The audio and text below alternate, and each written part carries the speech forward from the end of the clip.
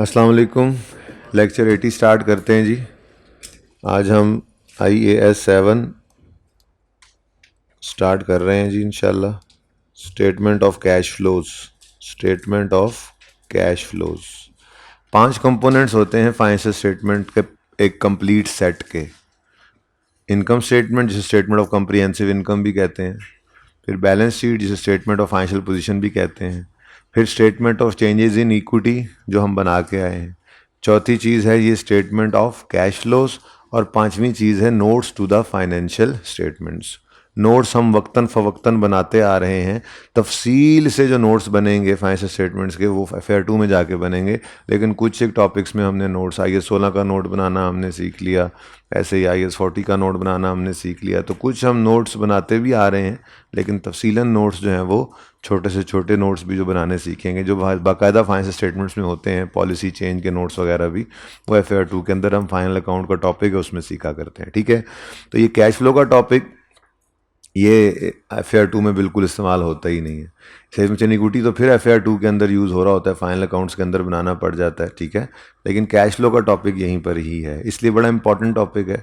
और ये भी उन्हीं टॉपिक्स में से एक टॉपिक है कि जितना मुश्किल मर्जी सवाल होगा 60-70% नंबर आपके होंगे। उसकी वजह यह है कि हमने आज जिस तरह से सवाल करना सीखना है, अगले 3-4 लेक्चर्स जो आपको मेरी छुट्टियों के अंदर अवेलेबल होंगे पुराने वाले, उनकी थोड़ी क्वालिटी पे कॉम्प्रोमाइज़ हो रहा हो तो कर लेना। ठीक है, गुजारा करना है, सारे सवाल उसी तरह से करेंगे। ठीक है, और फिर वापस में आऊँगा, ज़ाहिर है कंटिन्यू करेंगे कैश फ्लो। मेथड 2 हैं कैश फ्लो के। ठीक है, एक मेथड करवा के जो जा रहा हूँ इसी की प्रैक्टिस चलेगी, हर सवाल हर सवाल हर सवाल इसी तरह से। यानी पर्चे में आपको ये जहन में आ ही नहीं सकती बात कि कैश फ्लो का सवाल आया शुरू कहाँ से करें, पता होगा आपको शुरू कहाँ से करें, और उसमें 60-70% नंबर आपको ईजिली मिल जाया करेंगे। ठीक है, स्टेटमेंट ऑफ कैश फ्लोज जैसे नाम से ही जाहिर हो रहा है कि कैश फ्लोज, देखें कैश जो है ना ये किसी भी बिजनेस की बैकबोन की तरह से होता है। ठीक है, तो कैश फ्लोज को जानना चाहता है यूज़र। ठीक है, अब आपके जहनों में ये आएगा कि प्रॉफिट भी तो हम निकालते थे, तो प्रॉफिट और कैश फ्लो में क्या फ़र्क है? तो भाई उसका जवाब ये है कि आपके सामने मैंने एक फॉर्मेट बनाया थोड़ा सा कि प्रॉफिट एंड लॉस अकाउंट कुछ इस तरह का जो है वो प्रॉफिट एंड लॉस अकाउंट का होता है, जिसमें से नेट प्रॉफिट निकलता है। अब इस प्रॉफिट की फिगर निकालने के लिए आपको सेल्स की फिगर भी रिकॉर्ड करनी। सेल्स आपने रिकॉर्ड की, क्या सेल्स सारी की सारी कैश ही रिकॉर्ड करते हो आप? क्या इस सेल्स की फिगर को मैं कैश इनफ्लो कह सकता हूँ? भाई क्रेडिट सेल्स भी तो होती हैं। एक्रूअल बेसिस ऑफ अकाउंटिंग में हमने क्या सीखा था कि अगर पैसे नहीं भी आए कस्टमर से और चीज़ें बेच दी हैं तो एंट्री कर लो डेटर डेबिट सेल क्रेडिट। अब कैश इनफ्लो तो नहीं हुआ, लेकिन प्रॉफिट के अंदर एक पॉजिटिव एक इनकम आ गई। ऐसे ही एक्सपेंसेस के अंदर बहुत सारे एक्सपेंसेस हैं जिनका कैश हमने पे नहीं किया होता, एक्रूअल बेसिस के ऊपर हम उसको रिकॉर्ड कर लेते हैं। अब एक्सपेंसेस में माइनस हुई पड़ी है फिगर, लेकिन कैश आउटफ्लो तो नहीं हुआ। फिर डेप्रीसिएशन एक बड़ा एक्सपेंस है हमारा, डेप्रीसिएशन में तो कैश आउटफ्लो होता ही नहीं है। अब हमारे प्रॉफिट एंड लॉस में डेप्शन एक्सपेंस पड़ा होता है। ठीक है, तो यहाँ पर सेल में, कॉस्ट ऑफ सेल में, फिर अदर इनकम के अंदर कोई इनकम पड़ी है, अभी आपको रिसीव नहीं हुई, आपने कमा ली है, आपने जी दुकान महीना किराए पे दिए रखी है आप लोगों के पास। कल सर से पूछें भी ऑडिट में क्या करना कैलकुलेटर को आपने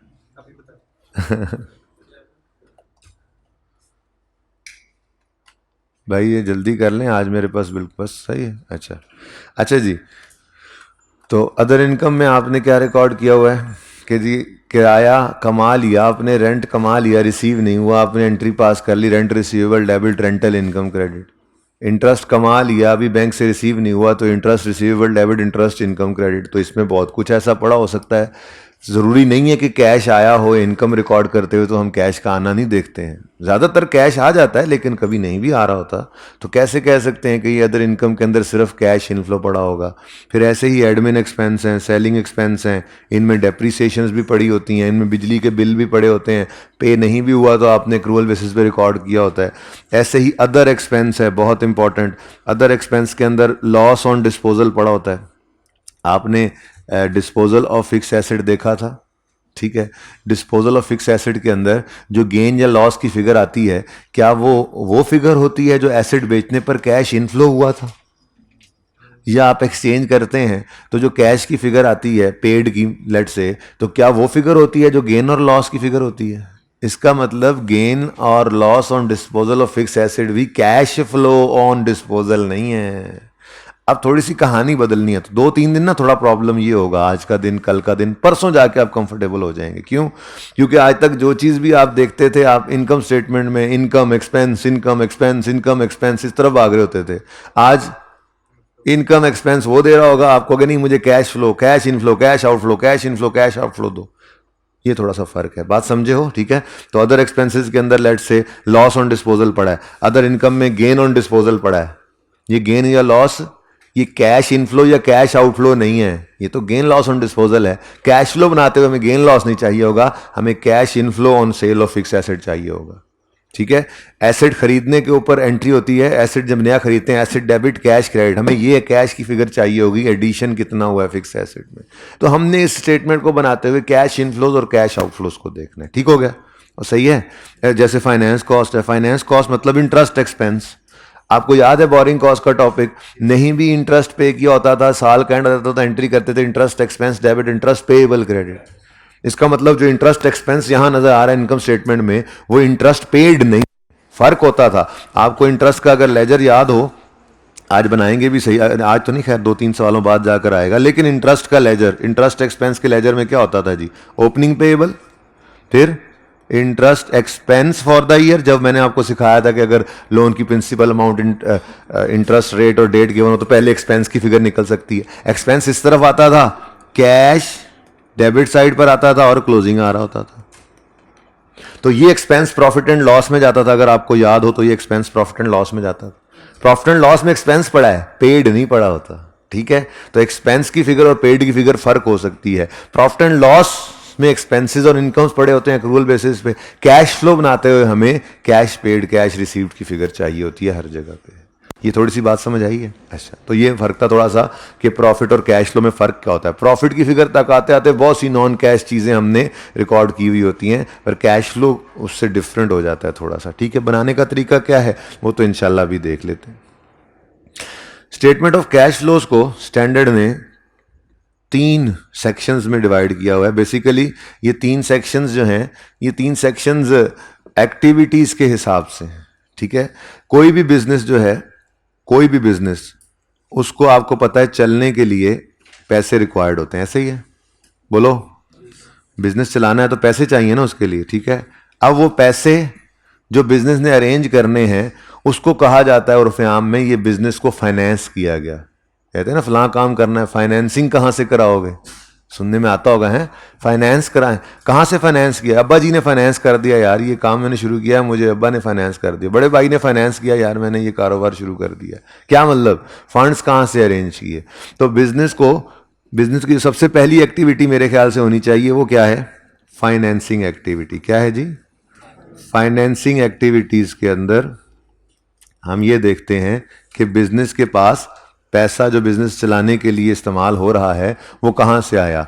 आया वो ओनर्स घर से लाए, कैपिटल इंजेक्शन, या वो बैंकों से लॉन्ग टर्म के लिए लोन लिया हुआ है? बात समझ रहे हो? ठीक है। क्या इसमें क्या हो सकता है जी? नॉर्मली कैपिटल या लॉन्ग टर्म लोन्स। ठीक है। फिर जब फाइनेंसिंग हो जाती है, बिजनेस के पास पैसे आ जाते हैं, तो फिर बिजनेस उन पैसों को इन्वेस्ट करता है नॉन करंट एसेट्स के अंदर। क्या मतलब? लैंड खरीदा, बिल्डिंग बनाई, प्लांट लगाया, ये क्या है? नॉन करंट एसेट्स के अंदर इन्वेस्टमेंट। बिजनेस करना है ना, ठीक है। तो इन्वेस्टिंग एक्टिविटीज करता है फिर बिजनेस, इन्वेस्टिंग एक्टिविटीज। नॉर्मली ये कोई एग्जॉस्टिव लिस्ट नहीं है, नॉर्मली जो चीज़ें आ सकती हैं ना, इसके अंदर मैं वो आपके साथ शेयर कर रहा हूँ। ठीक है। इन इन्वेस्टिंग एक्टिविटीज़ वाले सेक्शन के अंदर हम एडिशन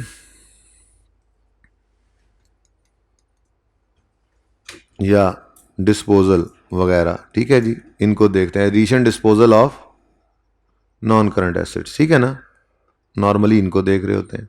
अच्छा, अब बिजनेस जो है उस पे फाइनेंस, उसको फाइनेंस भी हमने कर लिया, फिर जब पैसे आए तो उससे हमने नॉन करंट एसेट्स में इन्वेस्टमेंट भी कर ली, ठीक है। अब उसके बाद अगली चीज़ है, अब ये जो आपने प्लांट श्लांट लगाया है, अब इसको ऑपरेट भी करना है कि नहीं करना, तो फिर ऑपरेटिंग एक्टिविटीज़ होती हैं, ठीक है जी। ऑपरेटिंग एक्टिविटीज़, आपने वो बिज़नेस अब रन करना है, चलाना है, उस प्लांट को जो इंस्टॉल किया उसको आपने यूज़ करना है, उससे आपने प्रोडक्ट बनानी है, फिर आपने उसको सेल करना है। तो ये सारे काम जो हैं ये ऑपरेटिंग एक्टिविटीज़ ही हो रही होती हैं। चीज़ों का बेचना, चीज़ों का ख़रीदना, उनका बनाना, बिजली का बिल उसके अंदर यूज़ हो रहा है, एम्प्लॉयज़ की सैलरीज यूज़ हो रही हैं, ये सब क्या है, ऑपरेशंस हैं। प्लांट लगा के छोड़ दिया तो खुद से वो कोई जो है वो आउटपुट नहीं देने लग जाएगा कि आप जो है वो फटाफट जो है वो उसको बेचना शुरू कर दें। आपको फिर ऑपरेट करना पड़ेगा उस प्लांट को। उसको ऑपरेट करने के लिए आपको खर्चे करने पड़ेंगे। प्लांट को चलाने के लिए कोई बिजली गैस चाहिए होगी, कोई मुलाजिम चाहिए होंगे, चीज़ें बनाने के लिए कोई रॉ मटेरियल चाहिए होगा, फिर चीज़ें बन जाएंगी तो उनको बेचने के लिए कोई वर्क फोर्स चाहिए होगी, एडमिन स्टाफ चाहिए होगा। तो ये सब क्या है, ऑपरेशंस, ठीक है। तो कैश फ्लो के टॉपिक में हम 3 ब्रॉड सेक्शंस के अंदर पूरी कैश फ्लो को बांट देते हैं, ठीक है। और वो ब्रॉड कैटेगरीज हैं ये 3 activities, operating activities, investing activities और फाइनेंसिंग एक्टिविटीज़, ठीक है। शॉर्ट टर्म लोन को हम फाइनेंसिंग एक्टिविटी यूं नहीं कह दिया करते, क्योंकि फाइनेंस करना जो बिजनेस को होता है ना जी, वो नॉर्मली लॉन्ग टर्म के लिए ही होता है, ठीक है। शॉर्ट टर्म लोन तो ज़रूरत के लिए आता है, उसका क्या करना है कैश फ्लो के टॉपिक में वो मैं भी बता देता हूँ। अच्छा, देखें जी, कैश फ्लो का टॉपिक एक ऐसा टॉपिक है कि ये आपके लिए एकदम से नया टॉपिक है। तो बहुत सारी चीज़ें आपको हर सवाल के अंदर रोज़ाना की बुनियाद पे एक एक दो दो नई चीज़ें आपके सामने आती जाएंगी, लेकिन असल ये है कि 60-70% सवाल वैसा ही रहेगा, ठीक है। तो आज मेरा जो फोकस होगा वो फॉर्मेट के ऊपर होगा, चीज़ को समझाने के ऊपर होगा, बेसिक, ठीक है। बहुत सारी ऐसी चीज़ें हो सकता है हों जो आपको आज समझ ना भी आ रही हों, घर जाके इस सवाल को करते हुए थोड़ा सा बेहतर महसूस करोगे, और हर आने वाले दिन उसको बेहतरी की तरफ आप देखते, हर अगला सवाल आपको कैश फ्लो के अंदर और ज़्यादा कॉन्फिडेंट करता जाएगा, क्योंकि हर सवाल हमने करना एक तरह से ही है, बिल्कुल एक तरह से, और हर सवाल में 70 to 80% एडजस्टमेंट्स बिल्कुल सेम तरीके से होंगी। तो जब ये रोज़ आप कर रहे होगे तो कॉन्फिडेंट होते जाओगे। बहुत सारी चीज़ों की लॉजिक आज नहीं आएगी, ऐसे ही कल का दिन दूसरा सवाल जो मैं करवाऊंगा उसमें भी नॉर्मली में लॉजिक नहीं था, बल्कि बच्चों को कूल डाउन फेज चल रहा होता है कि चलो कल जो किया आज ज़रा उसको मजीद पक्का कर लें, ठीक है। उसके बाद डेली बेसिस पे कोई एक आधी चीज़ की लॉजिक आगे, लॉजिक करते करते जब टॉपिक एंड पे पहुंचता है तो लॉजिकली भी चीज़ें क्लियर होती हैं। और मेरे ख्याल से आप इस वाले टॉपिक को सचमुच में कहेंगे कि ये किसी ने अगर इंट्रो पढ़ी हो तो कहते थे फाइनल अकाउंट जब मुफ्त के नंबर देने वाला सवाल होता है 70-60-70% मार्क्स होते हैं, ये सवाल भी ऐसा ही होगा। इस सवाल आपको सबसे अच्छा और सबसे आसान लगेगा, लेकिन तीसरे दिन से ऑनवर्ड्स इंशाल्लाह। कुछ बच्चे मेरे जैसे हों तीसरे दिन से, वरना पहले दिन से भी बच्चे कंफर्टेबल हो जाते हैं, ठीक है ना। हाँ, मैं अपने जैसों की बात कर रहा हूँ कि तीसरे दिन से वो भी कहते हैं ले ये कैश फ्लो थी, तो मसला ही कोई नहीं है, ठीक है। आप लोगों को मैंने हैंड आउट की फॉर्म के अंदर कोई 20-25 सफ़ों का एक बुकलेट सा दे दिया है, क्योंकि अभी वॉल्यूम 2 जो है वो प्रिंट होकर नहीं आया है। ये भी ऑनलाइन वाले बच्चों को मैं PDF अपलोड कर दूंगा। तो इसके अंदर कुछ क्वेश्चंस हैं जो मैंने आज करवाना है, जो आपने अगले 3-4 दिन में करने हैं, या ईद के बाद आके भी जो मैंने करवाने हैं सवाल, तो बुक के आने तक ये इंशाल्लाह हम यूज़ करेंगे। सिर्फ पास पेपर्स इसके अंदर मैंने रखे हुए हैं, ठीक है जी।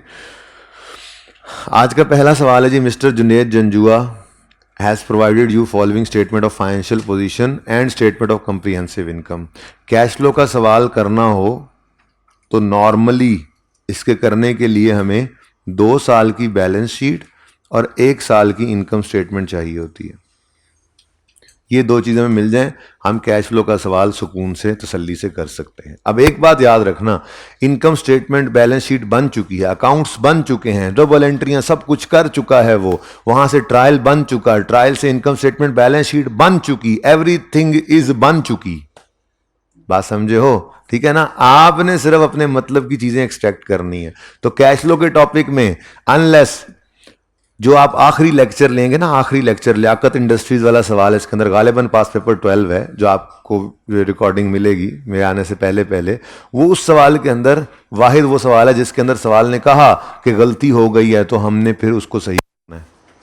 गलती होगी तो फिर हम उसकी करेक्शन करके कैश फ्लो करते हैं, वरना कभी भी अज्यूम नहीं करना कैश फ्लो के टॉपिक के अंदर कि कोई गलती हुई हुई है, अनलेस के सवाल खुद कह दे सब कुछ हो गया है और सब कुछ सही सही हो गया है, हमने अपने मतलब की चीज़ें निकालनी। ठीक है, अब कैश फ्लो का फॉर्मेट कैसा होगा जी, ये मैंने आज बच्चों के भी आने से पहले थोड़ा सा नोट कर लिया था। ये फॉर्मेट आज का दिन ठीक है, आपका पहला दिन होगा, घर पे जाके आपको इस पे 2-3 मिनट भी लग जाए तो कोई बात नहीं।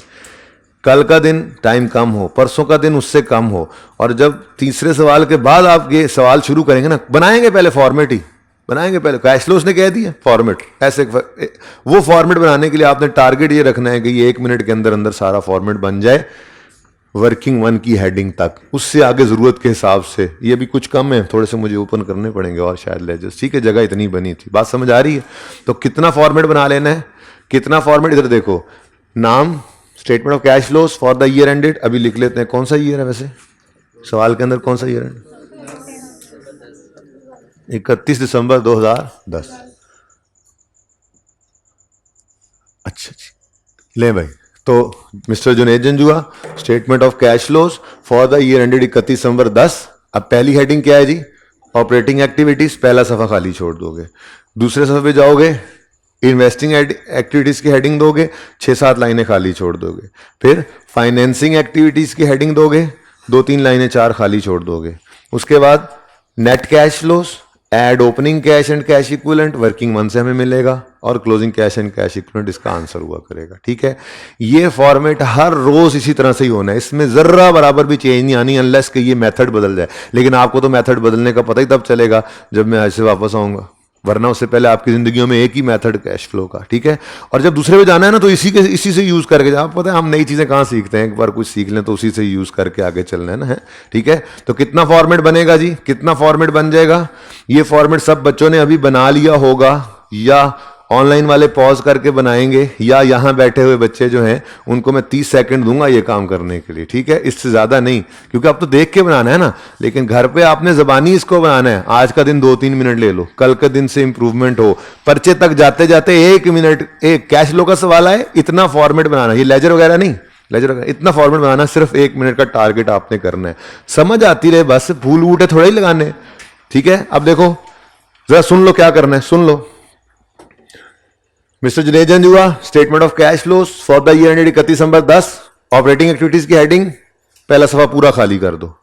फिर इन्वेस्टिंग एक्टिविटीज 5-6 लाइनें खाली, ये भी मत लिखो, ये तो मैंने वैसे ही लिख दिया ना, कैश फ्लोज इसके टोटल को मैंने लिखा हुआ। ठीक है ना, फिलहाल मत लिखो, फिलहाल मत लिखो। क्या करना है अभी, क्या करना है, नाम लिख के ऑपरेटिंग एक्टिविटीज की हेडिंग देकर पहला पूरा सफा खाली, इन्वेस्टिंग एक्टिविटीज की हेडिंग देकर 6-7 लाइनें खाली, फाइनेंसिंग की हेडिंग देकर 3-4 लाइनें खाली, और फिर नेट कैश फ्लोज आखिरी 3 लाइनों में लिख लो। Net cash flows add opening cash and cash equivalent, वो वर्किंग वन से निकलेगा, और इज इक्वल टू, लेस नहीं करना, उसका आंसर क्या आएगा उसके बराबर, इक्वल टू होगा closing cash and cash equivalent के। ठीक है, फिर इसके अंदर ये मैंने क्या लिखा है, ये मैं 1 बाय 1 आपको करवाता हूं, तो इसी तरह से आप नोट करें, जल्दी करें, जल्दी करें। इतने में तो इतने को तो 30 सेकंड में कर सकते हो ना। नाम लिख के ऑपरेटिंग एक्टिविटीज की हेडिंग देके पहला सफा खाली छोड़ के सफा पलटो, अगले सफे पे इन्वेस्टिंग एक्टिविटीज की हेडिंग दो, 7-8 लाइनें छोड़ो, फाइनेंसिंग एक्टिविटीज की हेडिंग दो, 3-4 लाइनें छोड़ो, और फिर ये 3 लाइनें सिर्फ लिख लो, नेट कैश फ्लो से लेकर क्लोजिंग कैश एंड कैश। उसके बाद अगली हेडिंग दे लेना कैश एंड कैश इक्विवेलेंट, और बस।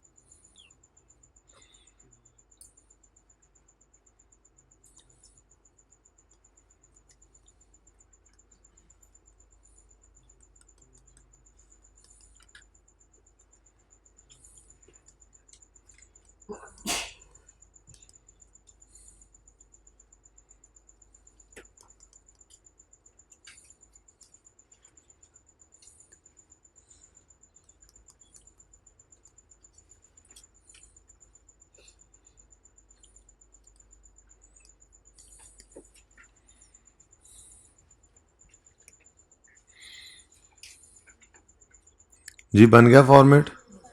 अब इधर ले आए जी आमिर भाई कैमरा। जी बच्चों, अब उसूल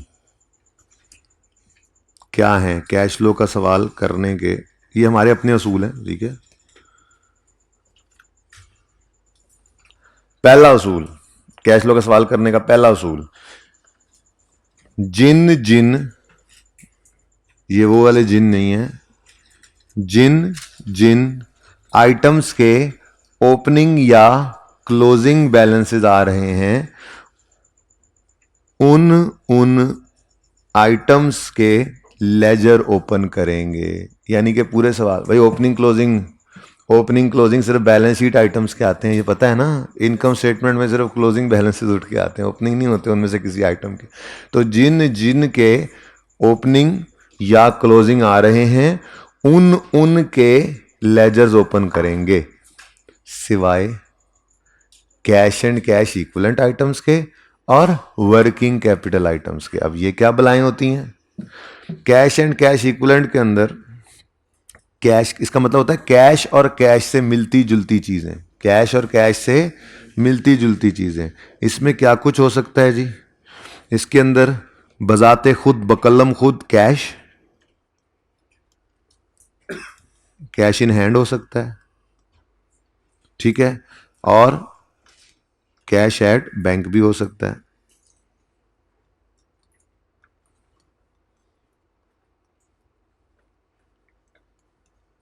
ठीक है जी। और शॉर्ट टर्म इन्वेस्टमेंट्स भी होती हैं। शॉर्ट टर्म, पूरा ही लिख देता हूं, शॉर्ट टर्म इन्वेस्टमेंट्स क्या मतलब? ये जो आप जैसे मिसाल के तौर पे प्राइस बॉन्ड्स वगैरह किसी ने लेकर रखे हुए हैं, शॉर्ट टर्म इन्वेस्टमेंट ऐसी इन्वेस्टमेंट है जो रेडीली कन्वर्टेबल इनटू कैश है। यानी कि कैश करेंसी नोट की फॉर्म में नहीं पड़ा, लेकिन अगर आपका बिजली का बिल आ जाता है, आपको वो पे करना है, तो आप सिर्फ क्या करोगे, प्राइस बॉन्ड उठाओगे और जाके उसको बैंक से चेंज कराओगे और बिल जमा करा दोगे। यानी कि तकरीबन कैश ही हुआ ना। वो क्या हुआ जी? तकरीबन कैश ही हुआ। ओके, तो कैश और कैश से मिलती जुलती चीजें, ये तो हाजमा भी हो जाता है इन तीन चीजों का। तो ठीक है कि ये क्या है, कैश और कैश से मिलती जुलती चीजें। अच्छा, ये पॉजिटिव कैश है, ये क्या है जी? पॉजिटिव है ना, ये हमारे पास एसेट पड़ा है, ठीक है। लेकिन इसी कैश एंड कैश इक्विवेलेंट के अंदर हम कुछ नेगेटिव कैश की फिगर्स भी ले लेते हैं, जिसके अंदर आप शॉर्ट टर्म लोन को यहां पर ले लेते हैं, शॉर्ट टर्म लोन को, या बैंक ओवरड्राफ्ट, एक ही चीज़ है वैसे। बैंक ओवरड्राफ्ट और शॉर्ट टर्म लोन में थोड़ा फर्क है। शॉर्ट टर्म लोन हो सकता है कोई महीने डेढ़ के लिए लिया हुआ हो, और बैंक ओवरड्राफ्ट या रनिंग फाइनेंस जिसे कहते हैं, वो तो बिल्कुल हर वक्त चेंजिंग बैलेंस है ना, किसी भी वक्त आपको ज़रूरत पड़ती है आप पैसे निकाल लेते हैं, फिर किसी भी वक्त वो वापस कर देते हैं, ठीक है। तो ये दोनों आइटम्स भी हम कैश एंड कैश इक्विवेलेंट में ही ले लेते हैं। हम ये कहते हैं ये भी तकरीबन कैश ही है, वो कैश इनफ्लो की तरह से पड़े थे, ये कैश आउटफ्लो की तरह से पड़े थे, ठीक है। तो ये जो 5 आइटम्स हैं, कभी भी पर्चे के अंदर इकट्ठे मैंने नहीं देखे ये, इनमें से 2 या 3 आ जाते हैं मैक्सिमम, एक नॉर्मली 1 या 2 आ रहे होते हैं, ठीक है, 1 या 2 आते हैं, लेकिन ये कह सकते हैं तकरीबन किसी हद तक एग्जॉस्टिव लिस्ट ये है, ठीक है। तो कैश होगा या बैंक होगा या शॉर्ट टर्म लोन होगा या शॉर्ट टर्म इन्वेस्टमेंट होगी या बैंक ओवरड्राफ्ट होगा, इनका लेजर नहीं बनाना, क्योंकि ऊपर उसूल क्या लिखा हुआ है, सब ओपनिंग क्लोजिंग वाले बैलेंसेस के लेजर बनाने हैं, सिवाय cash and cash equivalent items के। तो वो कौन से आइटम्स हैं? वो ये 5 आइटम्स हैं, ठीक है, जिनमें से चीज़ें आहिस्ता आहिस्ता समझ आएंगी बेटा। मैं मान रहा हूं कि आपको ये ज़रा लाल वाली बात समझ नहीं आई, तभी तो लाल किया हुआ इसको, ठीक है। थोड़ी सी हजम नहीं हुई, लेकिन कोई नहीं, थोड़ा सा टाइम गुजरने दो। आज अगर मैं सारी चीज़ों की लॉजिक देने लग जाऊंगा तो सवाल नहीं कर सकेंगे, ठीक है ना। आज मेरा मकसद बहरहाल ये है कि एक पूरा सवाल फुल फ्लेज आपको करवाना है इंशाल्लाह, ठीक है जी। तो जिन जिन आइटम्स के ओपनिंग या क्लोजिंग गिवन है, उनके सबसे पहला स्टेप, ओहो उसूलों में स्टेप 0 तो लिखा ही नहीं। स्टेप 0 आपको पता होना चाहिए, क्या है स्टेप 0 जी? फॉर्मेट बनाना है, जो आपको कहा था स्टेप 0 फॉर्मेट बनाना है, और फिर उसके बाद ये स्टेप 1, ठीक है ना। तो फॉर्मेट तो कांस्टेंट है ना, वो तो ठीक है। तो फॉर्मेट सबसे पहले आपने बना लिया, उसके बाद नंबर 1, जिन जिन के ओपनिंग या क्लोजिंग आ रहे हैं उनके लेजर्स ओपन करने हैं, लेकिन वर्किंग कैपिटल आइटम्स के लेजर ओपन नहीं करने। इनको कहाँ लेके जाना है? ये वर्किंग वन देखो ना, अभी आपके फॉर्मूले मैंने कहा था वर्किंग वन तक बना लो। वर्किंग वन क्या है? वर्किंग वन क्या है? कैश एंड कैश इक्विवेलेंट की वर्किंग ही तो है। तो ये दरअसल इसका लेजर बनाने की बजाय हम क्या करते हैं, इसको वर्किंग वन में, इनको वर्किंग वन में ऐसे प्लस माइनस करके शो कर देते हैं। ठीक हो गया? सही है। तो जिन जिन के ओपनिंग या क्लोजिंग नजर आ रहे हैं उनके लेजर्स ओपन करेंगे सिवाय वर्किंग कैपिटल आइटम्स के, सिवाय कैश एंड कैश इक्विवेलेंट के और वर्किंग कैपिटल आइटम्स के। अब ये नई मुसीबत क्या है जी? वर्किंग कैपिटल आइटम्स क्या होते हैं? अच्छा, वर्किंग कैपिटल जो है ना, वैसे वर्किंग कैपिटल आप बड़े होकर पढ़ेंगे। वर्किंग कैपिटल का फॉर्मूला पता है क्या होता है? वर्किंग कैपिटल का फॉर्मूला होता है current assets minus current liabilities. ठीक है, लेकिन हमने यहां वर्किंग कैपिटल कैलकुलेट नहीं करना। आप समझो कि वर्किंग कैपिटल कैलकुलेट करना है हमने। वर्किंग कैपिटल रेशियोज के टॉपिक में जरूर पढ़ेंगे, लेकिन सिर्फ ये लफ्ज इस्तेमाल हो जाता है यहां पे कैश फ्लो के टॉपिक में अक्सर, वर्किंग कैपिटल आइटम्स। तो वर्किंग कैपिटल आइटम्स का मतलब होता है करंट एसेट्स और करंट लायबिलिटीज। जब भी कोई बंदा कहे ना वर्किंग कैपिटल, तो उसका मतलब क्या होता है? Current asset. अब आप कहोगे जी सर कह रहे थे सबके लेजर बनाने हैं, विचो छड़िया की है और बहुत कुछ बचेगा। अभी देखोगे आप, कैपिटल है, लॉन्ग टर्म लोन्स हैं, लॉन्ग टर्म इन्वेस्टमेंट्स हैं, प्रॉपर्टी प्लांट इक्विपमेंट है, land building plant machinery equipment furniture computer है। और बात समझ रहे हो? ठीक है, बहुत सारी चीजें हैं। तो हमने क्या करना है जी, जिन जिन के ओपनिंग अभी देखेंगे, असल में तो प्रैक्टिकली करके देखेंगे तो समझ आएगी। अब उसूलों से लिखने से तो समझ नहीं आती। ठीक है, तो जिन जिन के, ये उसूलों वाला सफा अलग से बनता जाएगा हमारा, फिर एंड पे फिर इकट्ठा कर लेंगे। ठीक है, जिन जिन आइटम्स के ओपनिंग या क्लोजिंग नजर आ रहे हैं उनके लेजर्स ओपन कर लेने हैं, उनके लेजर्स ओपन कर लेने हैं सिवाय वर्किंग कैपिटल आइटम्स के और cash and cash equivalent items के। तो वर्किंग कैपिटल आइटम्स कौन से होते हैं जी? करंट एसेट्स और करंट लायबिलिटीज। अच्छा, इनमें से ना दो चीजें ऐसी हैं जिनके लेजर स्टिल हम बनाएंगे, लेकिन चूंकि वो अभी सवाल में आ नहीं रही हैं, वैसे बता रहा हूं आने वाले दिन में, कल वाले सवाल में या परसों वाले सवाल में आपको देखने को मिलेगा। दो चीजें करंट एसेट, दो चीजें करंट लायबिलिटी हैं, स्टिल उनका लेजर बनता है, वो है इंटरेस्ट और टैक्स। आज के सवाल में ना इंटरेस्ट है ना टैक्स है, इसलिए वो बात मैं यहां पे लिख नहीं रहा। ठीक है ना, लेकिन जब आप उन सवालों पे पहुंचेंगे तो वहां पर यही जुमला मैं बोलूंगा, जिन जिन आइटम ओपनिंग नजर आ रहे हैं उनका लेजर बनाओ सिवाय वर्किंग कैपिटल और कैश एंड कैश इक्विवेलेंट के। लेकिन आगे मैं फिर ऐड करवाऊंगा, लेकिन तो आप इस उसूल के आगे ना यहां पे लेकिन लिखकर इस उसूल को पूरा कर लेना। ठीक है, सही है ना? वो लेकिन दो चीजों के वो कह रहे थे कि जी बनेंगे। ठीक है, अब उसूल हमने लिख लिया, बोलो उसूल लिख लिया। ये बैलेंस शीट हमारे सामने है। तो जिन जिन जिन जिन के ओपनिंग या क्लोजिंग नजर आ रहे हैं उनके लेजर्स ओपन करेंगे, लेकिन दो चीजें एक्सक्लूड हो गई। पहली, कैश एंड कैश इक्विवेलेंट, उन्होंने कहां जाना है?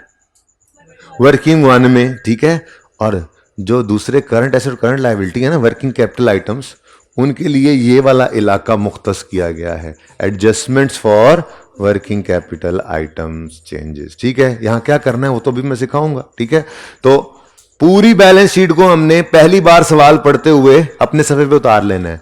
तीन ही जगह हैं, या तो चीज एडजस्टमेंट्स और वर्किंग कैपिटल आइटम्स में आएगी, या फिर चीज वर्किंग वन में आएगी, या फिर चीज लेजर्स में आ जाएगी। इसके अलावा चौथी, और हर चीज को यहां पहुंचाकर ही दम लेना है। और जब ये काम कर लेंगे तो तकरीबन आधा सवाल उसी में से ही हो जाता है, तकरीबन आधा सवाल। ठीक है, बल्कि मैं तो इस तरीके से आपको चलवाऊंगा कि adjustments for working capital items जो है, इसका एक जुगाड़ आज सिखाऊंगा। इसकी कल भी आप परसों भी आप प्रैक्टिस जब करोगे तो ये मुफ्त के नंबर पर्चे में होंगे। Logic will come in 6th और 7th लेक्चर, लॉजिक बाद में, पहले पर्चा तो पास कर लें। ठीक है, एक तरीका सिखाऊंगा जिससे ये वाली फिगर्स गलती के बगैर को रट्टा लगाए उसूलों का ना, वो किताबों के अंदर ना इसका वो उसूल बने हुए हैं कि करंट एसेट बढ़े तो ये कर दो कर, हमने नहीं याद करना। हम तो एक छोटा सा जुगाड़ लगाएंगे यहां पर और एरर फ्री तरीके से ये मुफ्त के नंबर करेंगे। दूसरे तीसरे दिन कंफर्टेबल हो जाओगे, फिर इंशाल्लाह इसकी लॉजिक भी आ जाएगी। मेरे आने से पहले आ गई तो अच्छी बात है, ना आई तो मैं आके लॉजिक दे दूंगा। ठीक है, अच्छा जी, तो शुरू करें काम को। ओके, चलो अब फिलहाल एक काम ये करते हैं, ये सवाल आपके सामने है। अब आप, मैं जो है यहाँ से आपको ये सवाल दिखाता हूँ, ठीक है। हर चीज़ को उसकी जगह पहुँचाते जाएंगे, ओके। सिर्फ वर्किंग कैपिटल वाले जो आइटम्स होंगे ना, उनको मैं वहाँ लिख दूंगा, जो उनके साथ करना है हशर वो अभी नहीं सिखाऊंगा, ठीक है। और ये पूरी इधर भी पूरी, ये पूरी बैलेंस शीट हम यहाँ से वहाँ पे नोट कर लेंगे। चलें स्टेप, ये साथ साथ करना है, ठीक है ना। अब साथ साथ मतलब नहीं, आपने देखना है, उसके बाद फिर 1 मिनट आपने रुक कर ये काम कर लेना है, ओके। करें शुरू। सबसे पहले क्या है जी, कैश। कैश कहाँ जाएगा, वर्किंग 1 में। तो यहाँ पे आके हमने लिख दिया कैश। कितना जी, क्लोजिंग ओपन बताते जाओ। अच्छा, ये बड़े ध्यान से देखना है, कभी कभी ना, कभी कभी वैसे अब तो नहीं करता, पहले सवालों के अंदर आप देखोगे वो ओपनिंग इधर और क्लोजिंग इधर भी लिख देता है। तुसी अन्य वाह, इसको क्लोजिंग क्लोजिंग समझ, उसको ओपनिंग समझ के ये 9 पर्चे के अंदर सारे ओपनिंग क्लोजिंग, सारे क्लोजिंग ओपनिंग बनाए हो। एक बार ध्यान से देख लेने में कोई हर्ज नहीं है ना, ठीक है। वैसे आज के सवाल में तो ये ओपनिंग है और ये क्लोजिंग, हम 10 में खड़े हैं, ये 9 और ये 10, ठीक है। अच्छा, तो आपने मुझे ऐसे ही बताते जाना है। 32 और 145 थाउजेंड्स में करूंगा सवाल, सिर्फ रिक्वायरमेंट में मैं लिख दूंगा रुपीज इन थाउजेंड्स, ठीक है जी। चलो तो जी, ओपनिंग अब किताब से देखते जाएं, किताब अपने सफर से देखते हैं। 32 और 1, अब ये देखो 32,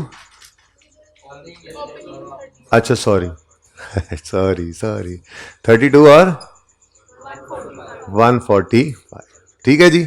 नेक्स्ट, अब ये देखते जाओ, कुछ भी नहीं यहां छोड़ना। अकाउंट रिसीवेबल्स ब्रैकेट में लिखो डेटर्स, डेटर्स, डेटर्स तो कैश एंड कैश इक्विवेलेंट में जाएंगे, लेजर बनेगा, ये तो करंट एसेट है, बस यही थोड़ा सा पक्का करना है आज हमें, ठीक है ना। तो डेटर क्या है, करंट एसेट है ना, तो ये वर्किंग 1 में भी नहीं जा सकता, इसका लेजर भी नहीं बनेगा, ये कहां जाएगा, ऑपरेटिंग एक्टिविटीज में, वो एडजस्टमेंट वाले खाने में, ठीक है। अब ये जो पूरा सफा आपने छोड़ा हुआ है, इसकी प्लानिंग कैसे करें, इसकी प्लानिंग ऐसे कर लें कि ऑपरेटिंग एक्टिविटीज की हेडिंग दी हुई थी ना, हमेशा याद रखना कैश फ्लो आपकी प्रॉफिट बिफोर टैक्स से शुरू होगी, इसके अलावा किसी दूसरी चीज से शुरू नहीं होगी। प्रॉफिट बिफोर टैक्स आपकी कैश फ्लो का स्टार्टिंग। दूसरा मेथड जब देखेंगे, जब आएगा, अभी तो आपकी जिंदगी में मेथड ही एक है, कैश फ्लो बनाने का तरीका ही एक है। अच्छा, वो आसान है, पहले वो इसलिए नहीं करा रहा कि मुश्किल सीख लो तो आसान, फिर आसान और ज़्यादा आसान लगता है, ठीक है ना।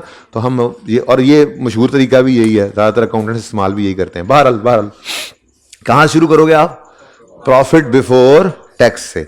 उसके बाद adjustments for non cash item की हेडिंग देकर 5-1 लाइनें छोड़ देना, और फिर अगली हेडिंग दे लो जिसके अंदर फिर ये लिखना है। तो जल्दी कर लो, ये काम भी जल्दी कर लो, शाबाश। ऑपरेटिंग एक्टिविटीज की हेडिंग दी हुई है ना, बोलो, इसमें सबसे पहली हेडिंग दो, adjustments for non cash items.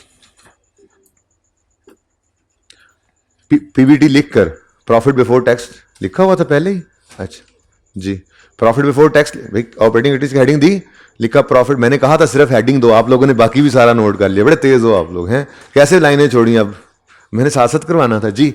Profit before tax के बाद adjustments for non cash item क्या होता है समझाऊंगा, जाहिर है अभी इसी सवाल में करेंगे। इसके नीचे 5-1 लाइनें छोड़कर अगली हेडिंग दें, adjustments for working capital item changes, ठीक है। और बाकी सफा भी फिलहाल नीचे खाली रहने दें। आखिर में 3 लाइनें आपने लिखनी है, ये 3 लाइनें, 4 लाइनें एंड पे छोड़नी है बस, वो जब देखेंगे जब बारी आएगी। तो फिलहाल चलने दो, बस ये जरा लिख लो ताकि मैंने जो यहाँ पे चीजें पहुंचानी है तो वो लिखने की जगह आपको मिल जाए, ओके। और ये हमेशा ऐसे ही करेंगे आप। पहला सफा जो ऑपरेटिंग एक्टिविटीज को होगा उस पर लिखोगे PBT, adjustment for non cash 4-5 लाइनें खाली, एडजस्टमेंट फॉर वर्किंग कैपिटल 4-5 लाइनें खाली, एंड पे ये 3 लिखकर फॉर्मेट खत्म हुआ करेगा, लेकिन वो एक आध दिन में, ठीक है। फिलहाल तो हमने लिख दिया, एडजस्टमेंट फॉर नॉन कैश लिखकर छोड़ दिया, ठीक है।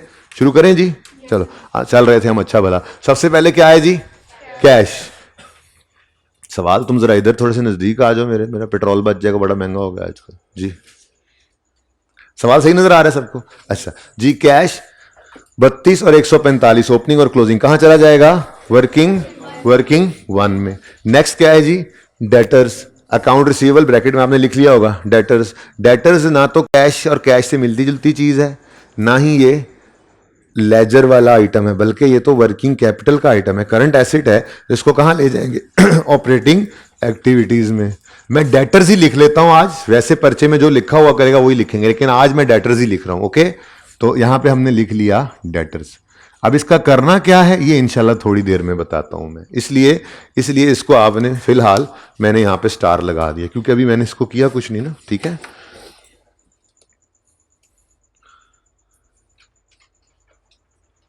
ओके, नेक्स्ट क्या है जी, लॉन्ग टर्म इन्वेस्टमेंट। क्या है जी, लॉन्ग टर्म इन्वेस्टमेंट तो वर्किंग वन में आएगी ना, इन्वेस्टमेंट इन्वेस्टमेंट टर्म इन्वेस्टमेंट भी है। अच्छा, शॉर्ट टर्म इधर आती है वर्किंग वन में, लॉन्ग टर्म इन्वेस्टमेंट होगी तो लॉन्ग टर्म इन्वेस्टमेंट ना तो करंट एसेट है, नॉन करंट है, नॉन करंट, ठीक है, ना तो करंट एसेट है ना वर्किंग वन का आइटम है, तो फिर इसका क्या ओपन करेंगे, लेजर, ठीक है जी। तो लॉन्ग टर्म इन्वेस्टमेंट्स,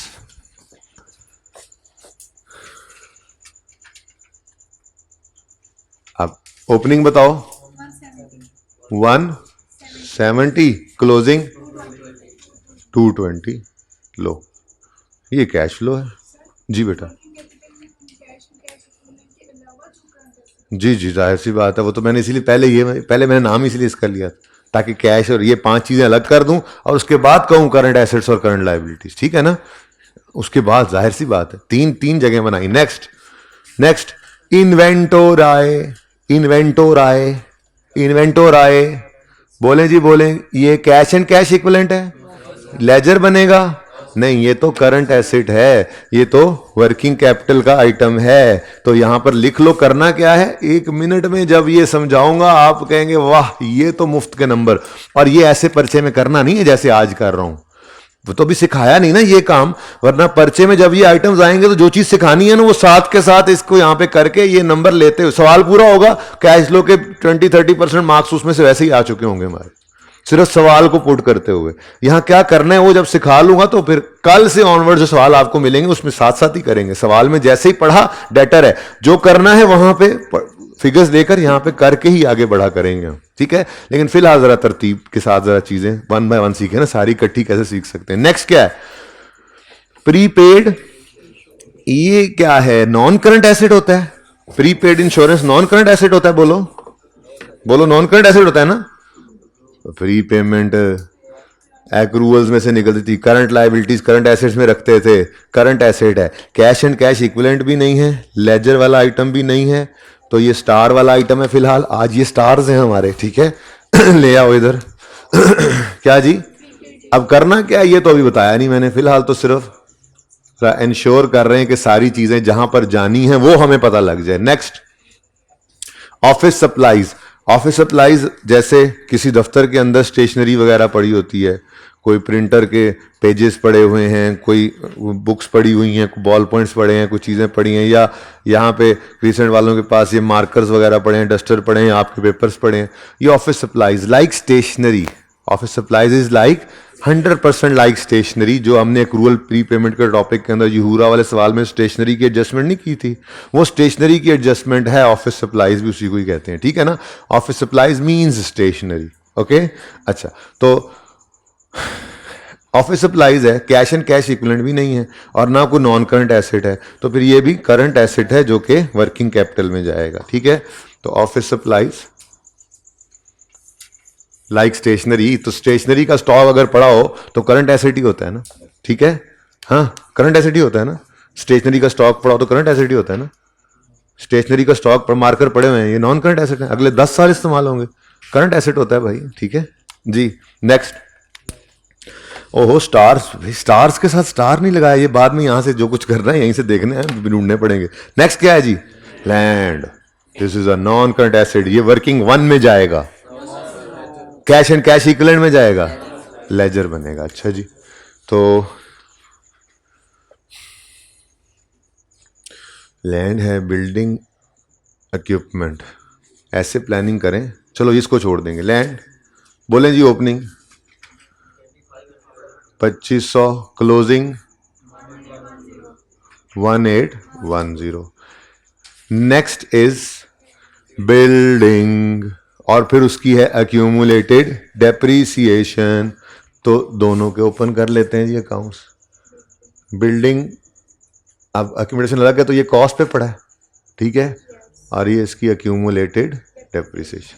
आइए 16 आ गया, आई 16 has come, I-16 has come, आ चुका है। बताओ ओपनिंग 2300, एसिड का ओपनिंग है, क्लोजिंग 2800। ये ज़रा नज़र आ रहा है यहाँ पे सबको? 2800 क्लोजिंग, कैमरा में भी नज़र आ रहा है, हाइब्रिड वालों नज़र आ रहा है? सही सही, एंड तक, एंड वाले कैप वाले भाई, ठीक है। थोड़ा सा इधर छुप गया ना जी। अक्यूमुलेटेड डेप्शन क्रेडिट बैलेंस है भाई, नेचर का ध्यान रखना है, नेचर का ध्यान रखना है। Acid account, acid liability nature के अकाउंट क्रेडिट साइड से ओपन करना जी। अक्यूमुलेटेड डेप्रिसिएशन 720 और 890, तो 720 और क्लोजिंग 890। बातें क्यों कर रहे हो यार, क्या ऐसी जरूरी बात है तुमने करनी ही करनी है? सवाल की समझ नहीं आ रही तुम्हें, बहुत देर कर दी मेहरबान आते आते।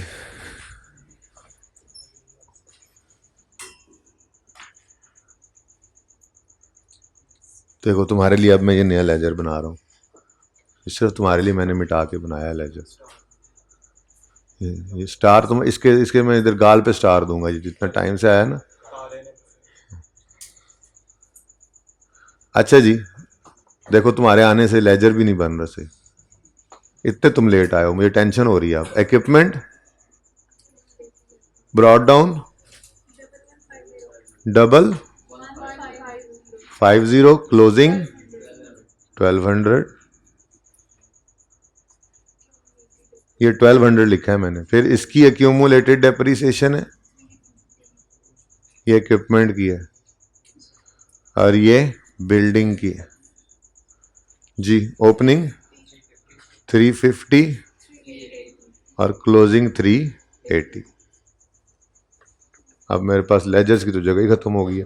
चलो शुक्र है फिलहाल एसिड साइड भी खत्म हो गई है। अब जो लेजर एक्स्ट्रा होंगे ना, वो मैं इधर इस शीट पे थोड़ा सा इसको इधर करके ना, इधर करके बना दूंगा, काफ़ी जगह है, ठीक है। बाद में फिर वो नोटिंग के लिए आप साथ ही कर लेंगे, ओके। अच्छा जी, बल्कि ऐसे ही कर लेते हैं, अब जगह ऐसे ही बना लेते हैं, ओके जी। नेक्स्ट, अकाउंट पेएबल ब्रैकेट में लिखो क्रेडिटर्स जी बच्चों, क्रेडिटर्स हैं, क्रेडिटर्स वर्किंग वन में ना लेजर बना दें, वर्किंग कैपिटल आइटम है, करंट लाइबिलिटी वर्किंग कैपिटल। आपको क्या पता है जी वर्किंग क्या भाई साहब, आपको क्या पता? ये अभी शुरू कराया है मैं 7 बजे का आया हूं, मैंने ये फॉर्मेट पहले नोट कर लिया था। असल में समझाना मैंने 7:45 पे शुरू किया था, ताकि आप लोगों के टाइम पे ही समझाऊं। अच्छा जी तुम तुम अगली क्लास, वो कहाँ से, अभी तो 8:30 हुए हैं बेटा। टैक्स की बजाय इधर आ गए हो? अच्छा जल्दी आ गया, चल सुकून से बैठ, अच्छा है, जरा 2 बार सुन लेगा, आ गया तो ठीक है, ओके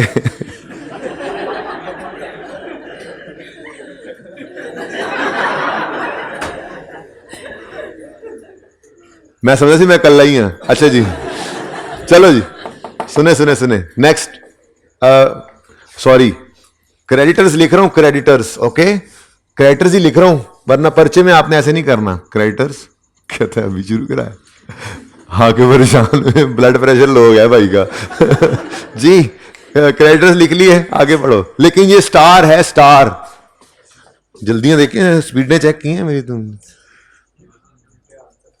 अच्छा, वेजेस पेएबल भी भाई स्टार है, वेजेस पेएबल भी स्टार है, करंट लाइबिलिटी है ना, कैश एंड कैश इक्विवेलेंट है, ना ही लेजर वाला आइटम है, तो वेजेस पेएबल, ठीक है जी। नेक्स्ट, शॉर्ट टर्म लोन है, शॉर्ट टर्म लोन है, cash and cash equivalent item है जी, लेकिन नेगेटिव के साथ आएगा जी। स्टार 580 और 580 माशाल्लाह जी, ये सेम क्यों है पता नहीं जी। शॉर्ट टर्म लोन कितना जी? 580 लेकिन नेगेटिव, और 580 लेकिन नेगेटिव। नेक्स्ट, अरे लॉन्ग टर्म लोन आप भी आ गए, आ गया long term loan. Long term loan का तो लेजर बनेगा, ये जगह जरा खाली पड़ी थी। आप तो अपनी तरतीब से चल रहे होंगे ना, मेरे यहाँ मैंने कहा ये दोनों इकट्ठे इकट्ठे रहे ना, जरा एसेट और उसकी डेप्शन, इसलिए ये जगह खाली छोड़ दी थी जी। ओपनिंग बता दें, 1160 और 985, उसके बाद क्या रह गया जी? ये कैपिटल तो पक्का वर्किंग कैपिटल ना? वर्किंग कैपिटल का मतलब होता है करंट एसेट्स और करंट लायबिलिटीज। ये है कैपिटल, वो बड़े वाला कैपिटल, ठीक है। तो इसका तो लेजर बनाएंगे, इधर ही बना लेते हैं जी लेजर इसका।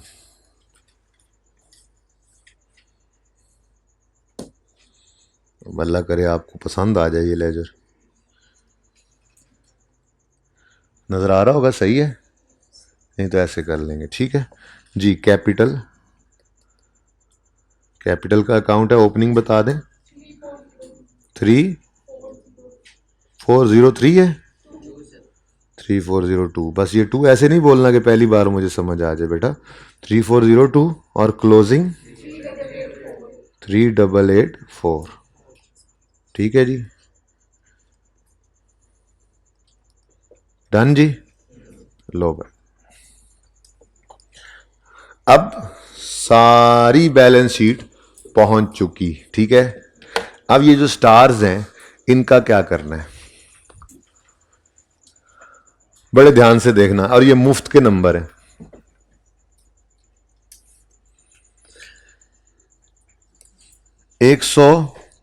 डेटर जो है 104 से बढ़कर 280 हो गए, ऐसे ही है। उसके बाद अगला स्टार इन्वेंट्री है, 200 से बढ़कर 424 हो गई।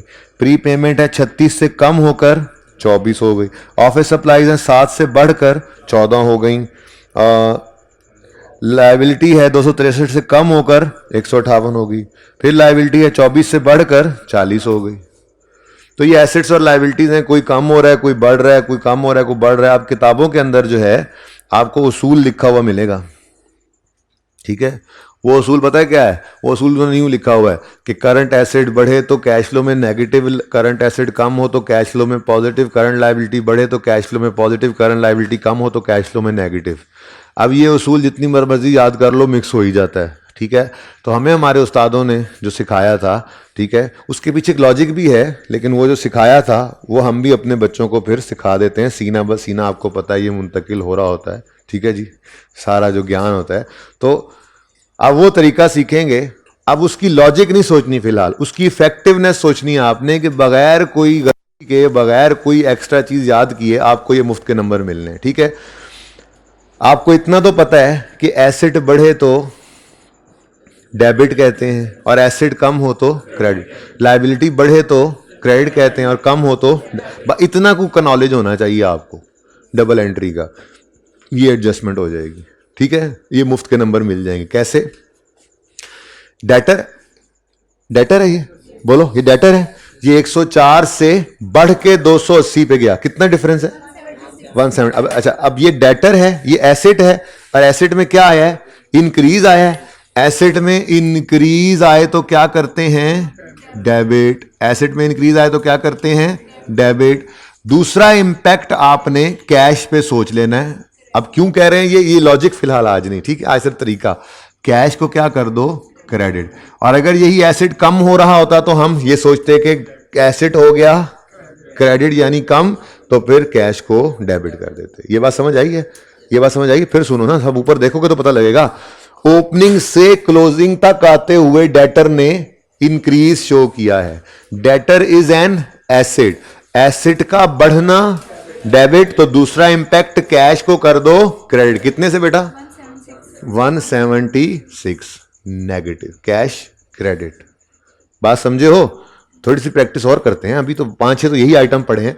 पर्चे के अंदर ये एक आध दिन तक ये कैश लिखना छोड़ देंगे, उसके बाद एक आध दिन तक ये लिखना भी छोड़ देंगे, ये जबानी किया करेंगे, ठीक है ना। ये लिखना नहीं है पर्चे में, ये नहीं लिखना पर्चे में, ओके भाई, समझ आई है? डेटर में क्या आया?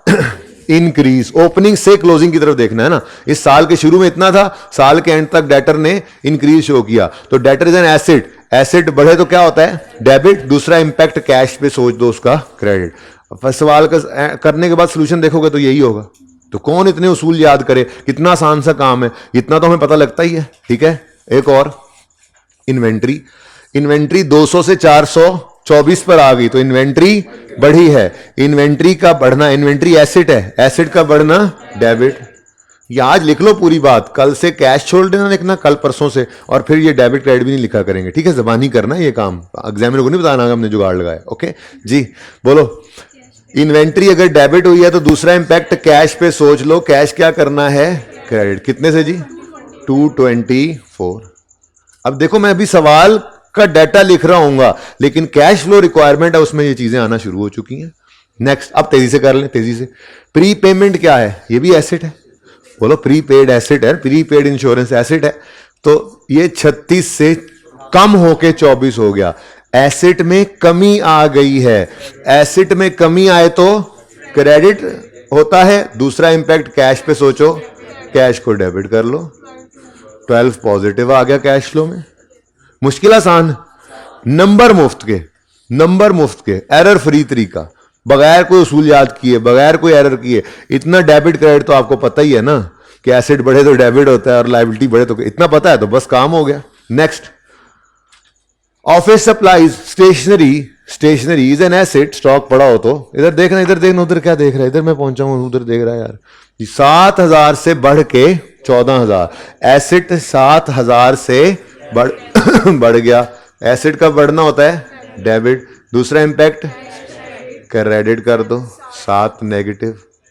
अब देखो कैश फ्लो में 15 आइटम्स आने हैं, 5-7 तो अभी आ जाएंगे बाद, और ये सवाल पढ़ते पढ़ते किया करेंगे। आज तो मैंने अलग अलग किया ना, पहला दिन था, वरना सवाल पढ़ते आ रहे होंगे। हमें पता है 3 चीजें हैं, 3 जगह हैं। जो लेजर वाला आएगा उसका लेजर ओपन करेंगे, आगे वर्किंग कैपिटल वाला आगे वहां पे जाके ये ट्रीटमेंट कर देंगे, आगे कैश इन कैश इक्विवेलेंट वाला आएगा वो यहां पे लिख देंगे, और जब बैलेंस शीट खत्म करेंगे तो हमारा आधे नंबर हमारे उसमें से 30% 40% मार्क्स आ भी चुके होंगे। ठीक है, नेक्स्ट, खत्म हो गई ये। अब ये सारे स्टार्स को अब भुगता रहे हैं ना हम, ठीक है जी। उसके बाद लायबिलिटी 263 से कम हो गई। लायबिलिटी कम हो तो डेबिट, लायबिलिटी कम हो तो डेबिट। बस इधर से सोचना है, कैश तो इसके बाद सोचना है। लायबिलिटी कम हो तो डेबिट। दूसरा इंपैक्ट कैश को क्या कर दो? क्रेडिट। 105 से नेगेटिव। कुछ भी याद करने की जरूरत नहीं, कोई उसूल देखने की जरूरत नहीं, ठीक है। नेक्स्ट, वेजेस पेबल लायबिलिटी है। लायबिलिटी 24 से 40 पे चली गई, बढ़ गई। लायबिलिटी का बढ़ना क्रेडिट होता है, तो दूसरा इंपैक्ट सोच लो कैश पे। कैश क्या हो जाएगा? डेबिट। 16 पॉजिटिव। ठीक है, सही है। लो भाई,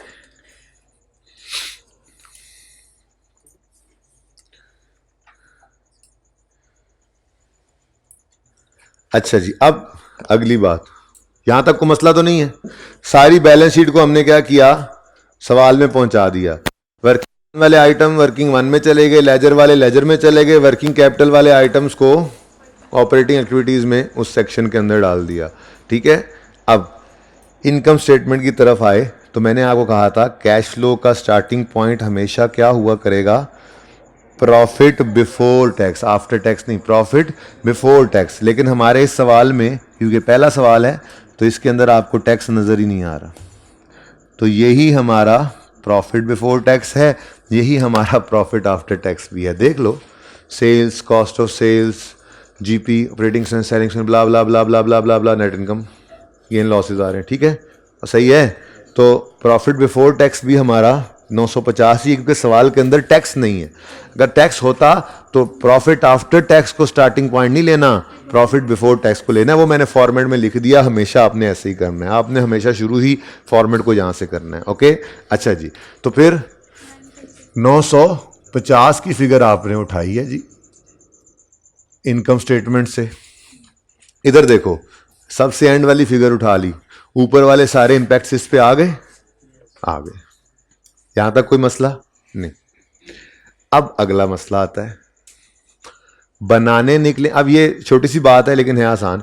बनाने निकले हैं हम कैश फ्लो, ठीक है, लेकिन स्टार्ट कर रहे हैं हम प्रॉफिट की फिगर से। इस प्रॉफिट की फिगर तक आते आते 230 की डेप्रिसिएशन माइनस हो चुकी है। हो चुकी है, नहीं हो चुकी? अगर मैं पीबीटी से स्टार्ट करूं और इसको जैसे माइनस हो चुकी वहीं रहने दूं, तो क्या मैं कैश फ्लो की फिगर पे पहुंच सकता हूं? मैं कैश फ्लो की फिगर पे तो नहीं पहुंचूंगा। यानी इस प्रॉफिट की फिगर तक आते आते एक नॉन कैश आइटम माइनस हो चुका है, नॉन कैश आइटम माइनस हो चुका है। अगर इसका इंपैक्ट निकालना हो तो क्या करना पड़ेगा, ऐड बैक करना पड़ेगा। क्या करना पड़ेगा, ऐड बैक करना पड़ेगा। ऐसे ही आगे बढ़ो, बाकी तो सब चीजें देखो। आज आज आपने ये नहीं सोचना सर सेल्स में भी तो क्रेडिट सेल्स पड़ी हो सकती हैं, सर कॉस्ट ऑफ सेल में क्रेडिट परचेजेस भी हो सकती हैं, सर ये एडमिन ऑपरेटिंग एक्सपेंस में एडमिन सेलिंग एक्सपेंसेस के अंदर भी तो कोई बिजली का बिल हो गया, कोई इस तरह की चीज़ों की एक्रूवल पड़ी होंगी। इसको भी नहीं सोचना। इसके लिए इतना ही मैं बता दूं आपको कि जो हमने वर्किंग कैपिटल आइटम्स की चेंजेस ली हैं ना, उसके अंदर डेटर्स आ गए जिसमें सेल वगैरह, क्रेडिटर्स आ गए परचेज वगैरह, बाकी एक्रूवल प्रीपेमेंट्स आ गए, इनको कैश में कन्वर्ट कर दिया है हमने। ये प्रूफ करेंगे इंशाल्लाह कोई 7वें 8वें लेक्चर में जाके कैश फ्लो के, जब मैं वापस आ चुका हूँगा। एक छोटी एग्जांपल में प्रूफ करेंगे, फिलहाल प्रूफ नहीं करना। फिलहाल बस मैंने बोल दिया ना आपको कि आपके जो सेल्स परचेजेस आपके जहनों में आ रहे हैं, सेलिंग एडमिन एक्सपेंसेस वाले जो खर्चे अगर एक्रूवल वाले थे तो वो कैश में कैसे कन्वर्ट हुए। तो मैंने कहा वो वर्किंग कैपिटल में जो हमने ये जो ड्रामा किया है ना, डेबिट क्रेडिट करके और कैश, उसके अंदर वो कैश में कन्वर्ट हो गया। इसको प्रूव करने के लिए 6वां 7वां लेक्चर है, फिलहाल नहीं करना। फिलहाल बस इसको मान लेना है मिन वन और सवाल पूरा करना है। ठीक है जी, सही है। अच्छा, ये 230 पे एतराज है क्या? प्रॉफिट तक आते आते ही 230 माइनस हो चुका है। देखो ना, 1 2 3 चीजें टोटल करके माइनस किया हुआ है ना इसमें। ठीक है, तो ये प्रॉफिट की फिगर तक आते आते 230 माइनस हो चुका है। अगर मैं कैश फ्लो बना रहा हूं और मेरा स्टार्टिंग पॉइंट ये 950 है तो फिर तो गड़बड़ है, क्योंकि इस 950 तक आते आते तो डेप्रिसिएशन एक्सपेंस इसमें से माइनस हो चुका है। तो इसको क्या करना पड़ेगा, ऐड बैक करना पड़ेगा। क्या करना पड़ेगा, ऐड बैक करना पड़ेगा। ऐड बैक इसको कहते हैं adjustments for non cash item, जिसमें से सबसे मशहूर है जमाना डेप्रिसिएशन एक्सपेंस है। प्लस आज तक जिंदगी में डेप्शन माइनस करते आए, आज तक माइनस करते आए, प्लस ये यहां पर ना उलट काम चलना है। यहां पर इनकम्स ने माइनस होना है, एक्सपेंसेस ने ऐड होना है, जो भी नॉन कैश होंगे। ठीक है ना। बहरहाल ये तो फेवरेट डेप्रिसिएशन एक्सपेंस कितना जी, 230। देखो ये नंबर मिल गया, लेकिन ये फिगर ऐसे नहीं मिला करेगी पहले सवाल में जैसे मिल गई। ये फिगर अब बताता चलूं आपको, आपके कैश फ्लो का सवाल हुआ करेगा, डाटा होगा जैसे एक्यूमुलेशन का अकाउंट है, इसमें से बैलेंसिंग फिगर आप ढूंढ के निकाला करोगे डेप्रिसिएशन की, और फिर वो फिगर निकल कर इधर जाकर ऐड बैक करके आप रिवर्स किया करोगे। ऐसे नहीं थाली में रख के आपको डेप्रिसिएशन देगा। लेकिन पहला सवाल है, सब कुछ ऐसे ही है। पहला सवाल तो बस हमने टारगेट ये किया हुआ है कि हम एक सवाल मुकम्मल कर लें, अल्लाह करे कर लें। अभी 20 मिनट पड़े, ठीक है। सवाल वैसे ख़त्म है, लेकिन कुछ लेजर की बैलेंसिंग है ना, वो भी सिखानी है, तो 10 मिनट उस पर लगते हैं। तो अगले 10 मिनट में ये बात करके फिर वहाँ पे जाता हूँ। ऐसे ही ये देखो, ये देखो, बड़ा ही गुस्सा आया। देखो आपको मैंने ये कहा कि इनके बारे में आपने नहीं सोचना, ठीक है। इंशाल्लाह आई विल प्रूव, जिंदगी अगर वफा करती है तो मैं लाजमी प्रूव करूंगा। इससे ऊपर ऊपर वाले आइटम्स को आपने, मैंने कहा, नहीं सोचना कि उनको कैश में कैसे कन्वर्ट किया। उसके लिए फ़िलहाल जो मैंने आपको अर्ज़ किया कि जो हमने वर्किंग कैपिटल आइटम चेंजेस ली हैं, उनके अंदर हमने इनको कैश में कन्वर्ट कर लिया। अब वो मेरे पे थोड़ा सा इत्मीनान इतना कर लें कि जब तक मैं वो बात कर नहीं देता आप कहें हाँ ठीक है सर कह रहे हैं, तो फिर हो गया होगा, ठीक है ना। उसके बाद इंशाल्लाह करेंगे। मैंने इसीलिए तो आपको बता दिया ताकि बाद में मैं भाग ना सकूं। आपको बोला तुमने सर 7वें 8वें लेक्चर में बताओगे, बताओ ना। आप भाग रहे कहाँ पे हो, हैं? ठीक है, अच्छा नहीं लिख क्या लो, मैंने लिख लिया दिल पे, आप भी लिख लो। सबसे पहले मैंने इस इतना गुस्सा हाईलाइटर भाई जी, सबसे पहले इस, अभी भी गुस्से में, इस 230 को पकड़ लिया, ठीक है। इसको क्या कहा, तुम नॉन कैश हो। हमने पीबीटी से शुरू करना है, स्टैंडर्ड ने कहा है। ये ना कहना आप वहां से शुरू कर लेते सर, यहां से शुरू कर लेते, नहीं भाई, स्टैंडर्ड ने कहा है पीबीटी से शुरू करना है। तो पीबीटी से शुरू किया तो हमने कहा तुम नॉन कैश हो। यहां तक आते आते तुम क्या हो चुके हो, माइनस। तो तुम्हें क्या कर देंगे हम, ऐड। साथ ही आगे ख्याल आया, डिस्कशंस पहले किए हुए फायदा होता है ना। डेप्शन के बाद इनकम फ्रॉम ऑपरेशंस आ गई। उसके बाद वो कहता है gain on sale of land, gain on sale of long term investment, loss on sale of equipment. हमने कहा अस्तगफिरुल्लाह, ये तो सब के सब ही नॉन कैश हैं। बताया था आपको मैंने क्लास के स्टार्ट में एक बात की थी कि एसेट के बेचने पर जो कैश इनफ्लो होता है, कैश फ्लो के टॉपिक में हमें उसका सरोकार होता है। गेन और लॉस ऑन डिस्पोजल ये कैश फ्लो नहीं है, सादा सी बात है, कई बार आप डिस्पोजल ऑफ फिक्स एसेट पढ़ के आए हैं, ठीक है। Gain on disposal of fix asset क्या कैश इनफ्लो होता था? Loss on disposal of fix asset क्या कैश इनफ्लो होता था? एसेट बेचने पर जो कैश आया वो फिगर गेन लॉस कभी नहीं होती थी, डिस्पोजल की एंट्री होती थी। मिसाल के तौर पे 100 रुपए का एसेट बुक वैल्यू, एसेट की बुक वैल्यू थी 100 रुपए, वो हमारा बिक गया 120 का, तो गेन तो 20 रुपए आया, लेकिन इस ट्रांजेक्शन में कैश इनफ्लो तो 120 हुआ। 100 का बुक वैल्यू वाला एसेट था, 70 का बेच दिया, 30 का लॉस आ गया। अब लॉस ऑन डिस्पोजल तो 30 आया हुआ है, जबकि कैश इनफ्लो तो इस ट्रांजैक्शन के अंदर 70 हुआ। तो हमारे इस टॉपिक के अंदर हमें क्या चाहिए होता है? कैश इनफ्लो और कैश आउटफ्लो, ठीक है। तो प्रॉफिट की फिगर तक आते आते तो गेन्स लॉसेज एड लेस हुए पड़े हैं, तो क्या करेंगे? इनको नॉन कैश एडजस्टमेंट्स में रिवर्स करेंगे। लेकिन वो अलग बात है कि हम डिस्पोजल का भी अकाउंट बनाएंगे कैपिटल के नीचे। 3 डिस्पोजल हो रहे हैं ना, 3 डिस्पोजल अकाउंट बनाएंगे, ये गेन लॉस उसमें रखेंगे, ठीक है। और फिर वहां से कैश की फिगर निकालेंगे और इन्वेस्टिंग एक्टिविटीज में ये इन्वेस्टिंग एक्टिविटीज में लिखेंगे डिस्पोजल ऑफ फिक्स एसेट पे कैश इनफ्लो कितना हुआ। लेंगे जरूर हम, पहले गेन लॉस को रिवर्स करके नील कर दिया इंपैक्ट, और फिर हम निकालेंगे कैश इनफ्लो ऑन डिस्पोजल, और वो फिगर कैश फ्लो में। तो कहानी ये उल्टी हुई है। वहां पे इनकम एक्सपेंसेस निकालने की दौड़ होती थी, यहां पे इनकम एक्सपेंसेस वो दे रहा है, हम कह रहे हैं नहीं नहीं नहीं नहीं, ये वापस लो, हमें कैश चाहिए, क्योंकि हम कैश फ्लो स्टेटमेंट बना रहे हैं। ओके, सही है। तो चलो पहले इसको रिवर्स करते हैं, ये मुफ्त के नंबर ले लें, लेजर बनाएंगे डिस्पोजल का, वहां से इंशाल्लाह कैश निकलेगा, ठीक है। तो 950 तक आते आते ये 64 ऐड हो चुका है, ये 32 ऐड हो चुका है, लेस करेंगे रिवर्स हो जाएगा इसका असर, कैश इनफ्लो लेंगे इसका थोड़ी देर में, ठीक है। ऐसे ही 950 तक आते आते ये 15 माइनस हो चुका है, तो इसको क्या कर देंगे? ऐड। तो लॉस ऑन डिस्पोजल ऑफ किस चीज के ऊपर है? Loss on disposal of equipment, वो लॉस था, वो 950 तक आते आते लेस हो चुका था, आपने क्या कर देना है? ऐड। कितना है? 15। उसके बाद 2 गेन्स हैं, 950 तक आते आते ऐड हो चुके हैं, तो हम क्या कर देंगे? उनको लेस। लेस है gain on disposal of land 64, okay, और gain on disposal of long term investment. देखो इसमें ना डाटा जो है वो मिसिंग फिगर्स के तौर पे निकला करेगा, आज के सवाल में नहीं, आहिस्ता आहिस्ता प्रैक्टिस। आज तो जाके आपने इस सवाल को 2 दफा करना है बस, ताकि आपको सवाल की बेसिक चीज पकड़ में आ जाए।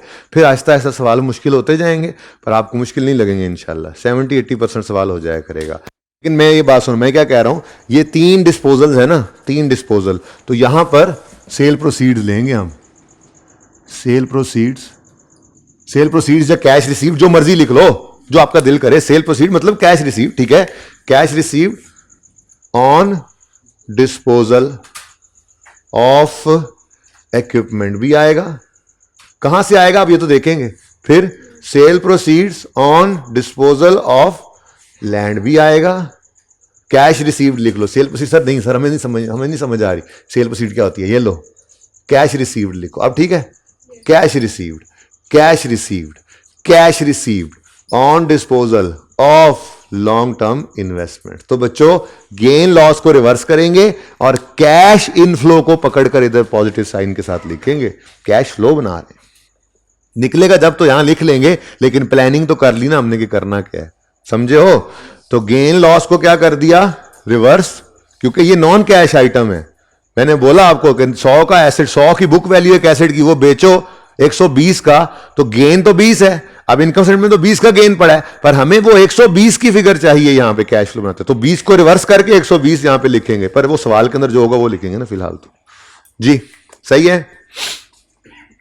इनकम स्टेटमेंट में और इसके अलावा कुछ नहीं करना। उठाया पीबीटी से, ये 4 नॉन कैश आइटम्स एडजस्ट किए। आपने कहा ऊपर वाले नॉन कैश, मैंने कहा नहीं वो हमने कर लिए वर्किंग कैपिटल में, मान लो प्रूफ भी कर लेंगे, ठीक है।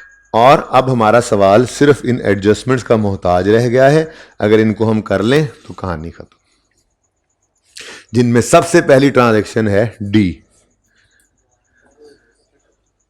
ड्रॉइंग्स अमाउंटेड टू 568, ठीक है। और भाई सही है। अब ड्राइंग्स, वैसे तो ड्राइंग्स की एंट्री होती है ड्राइंग्स डेबिट कैश क्रेडिट, लेकिन फिर ड्राइंग्स जब होती हैं बैलेंस शीट में क्लोज तो हम उन्हें क्या करते हैं, कैपिटल में जाके लिख लेते हैं, ठीक है ना भाई। ये ड्राइंग्स डिविडेंड लिख दे सवाल में तो डिविडेंड हो जाएगा। ये पुराना सवाल है, जरा बच्चों वाला सवाल है, सोल प्रोपराइटर का है, तो यहां पर क्या आ जाएगा, ड्राइंग्स। ओके जी, ड्राइंग्स कितनी है जी, 568। अच्छा, अब ये 568 की ड्राइंग्स जो हैं ये इस लेजर में तो आपने पुट कर दी, जो ओपन किया हुआ था। ड्राइंग्स इधर ही आना होता है ना, ठीक है। लेकिन एक चीज यहां पे भी हम लिख कर आए थे फॉर्मेट में, वो क्या है जी, डिविडेंड पेड। अच्छा, डिविडेंड पेड, डिविडेंड ही लिखना है आपने, क्योंकि अब सवालों में डिविडेंड ही आया करेगा। अगर कभी ऐसा हो जाए कि आपने फॉर्मेट में डिविडेंड पेड लिखा हुआ है और आ गया ड्राइंग्स का लफ्ज, तो वहीं पर उसको यूं काट देंगे। परिचय में अगर ड्राइंग्स ही नजर आ गया तो बेशक ड्राइंग्स लिख लेना, लेकिन मैं आपको आदत नहीं डालना चाह रहा ड्राइंग्स के लफ्ज की। मैं चाह रहा हूं आपके फॉर्मेट में आदत हो डिविडेंड पेड की, क्योंकि आप डिविडेंड पेड ही आता है। डिविडेंड क्योंकि स्टेटमेंट इक्विटी भी आ गई है, तो सारा कुछ आपको वैसे ही बता दिया था, तो अब डिविडेंड का लफ्ज ही आया करता है।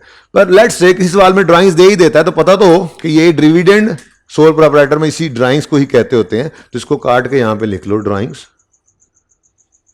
कितनी है जी, 568। तो ये बात याद रखना, डिविडेंड होगा तो कैपिटल या रिटेन्ड अर्निंग्स के लेजर में क्या होगा, डेबिट साइड पे। कैपिटल अगर अलग पड़ा है और रिटेन्ड अर्निंग्स अलग हैं तो डिविडेंड रिटेन्ड अर्निंग्स में आता है, और अगर कैपिटल इकट्ठा ही पड़ा है तो रिटेन्ड अर्निंग्स को कैपिटल में फेंक देना। तो अगर डिविडेंड अगर सवाल में आए या ड्राइंग्स आए तो एक कैपिटल के लेजर में डेबिट करोगे या रिटेन्ड अर्निंग्स अलग हो तो वहां पे, ठीक है। और दूसरा ऑपरेटिंग एक्टिविटीज में जो नीचे तीन चीजें लिखी थी ना, less interest paid, tax paid, dividend paid. Interest paid तो आज के सवाल में है नहीं, टैक्स पेड भी आज के सवाल में नहीं है, होता तो माइनस कर देते लेकिन नहीं है। सिर्फ एक चीज है आज के सवाल में, वो है ड्राइंग्स। वो जो डिविडेंड पेड था उसकी जगह पे ड्राइंग्स लिख लो, ठीक है। ठीक हो गया, एक एडजस्टमेंट हो गई भाई।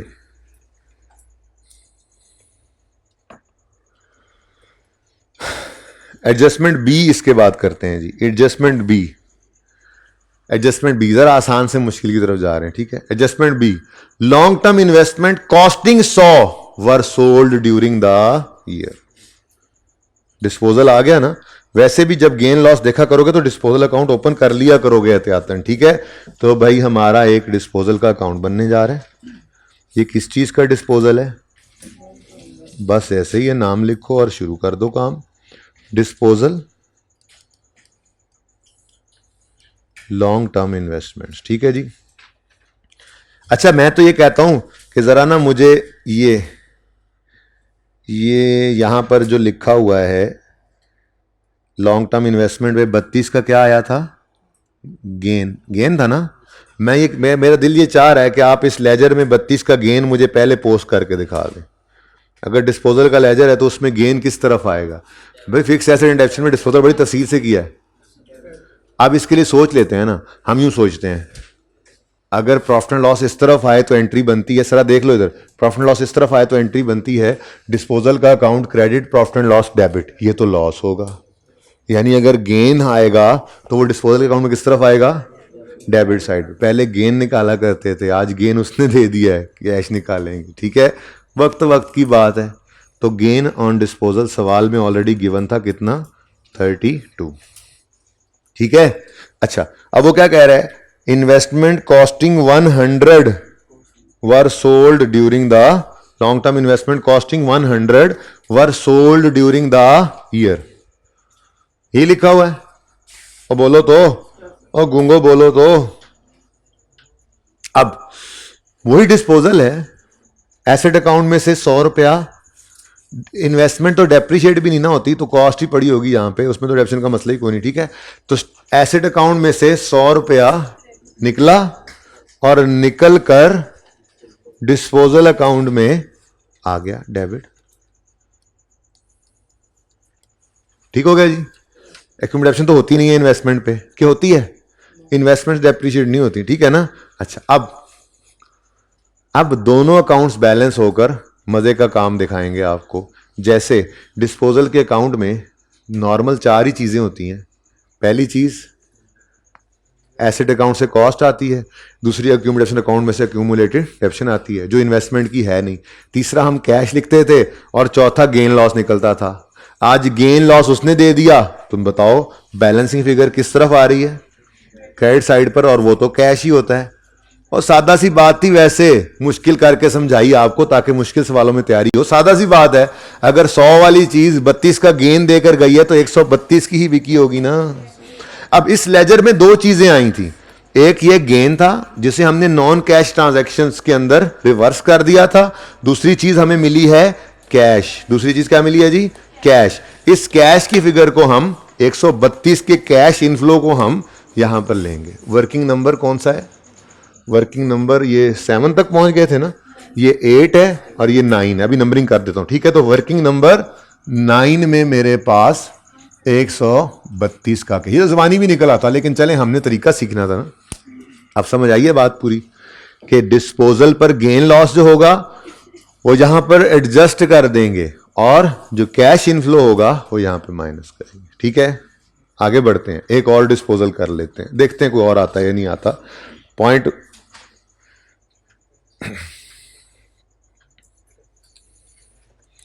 नंबर 8 और नंबर 9, ठीक है? अच्छा, अब ये मुझे पता लग गया है कि दो और डिस्पोजल्स भी हैं, तो उनके भी ऐसे ही डिस्पोजल अकाउंट बनेंगे। क्या ख्याल है? बनेंगे नहीं बनेंगे? डिस्पोजल अकाउंट्स दो बनेंगे नहीं बनेंगे? एक डिस्पोजल है किसका? लैंड का भी है, और दूसरा डिस्पोजल है इक्विपमेंट का। अच्छा, अब इनके जो गेन लॉस सवाल के अंदर गिवन थे ना, जब भी कभी सवाल के अंदर आपको गेन या लॉस ऑन डिस्पोजल दे ना, तो आपका तरीका ये होना चाहिए कि आप फौरी तौर पे एक डिस्पोजल का लेजर ओपन करें और गेन है या लॉस है उसको वहां पे जाकर लिख दें, फिर आगे देखें सवाल क्या करता है, ठीक है ना? तो ये मैंने पहले इसलिए नहीं करवाया था कि जरा तरतीब से चल रहे थे। ये जैसे ही मुझे ये तीन चीजें नजर आनी थी ना, मुझे चाहिए था कि मैं फौरन गेन या लॉस ऑन डिस्पोजल है तो मतलब डिस्पोजल हुआ है, तो फौरी तौर पे डिस्पोजल अकाउंट बनाना चाहिए था और गेन लॉस उसमें लिखकर फिर आगे सवाल पढ़ना चाहिए था। आइंदा से आप ऐसे करेंगे, लेकिन आज तो पहला सवाल है ना, आज तरतीब में जरा आगे पीछे है, आराम आराम से स्टेप बाय स्टेप हम चीजों को समझ रहे हैं, ठीक है?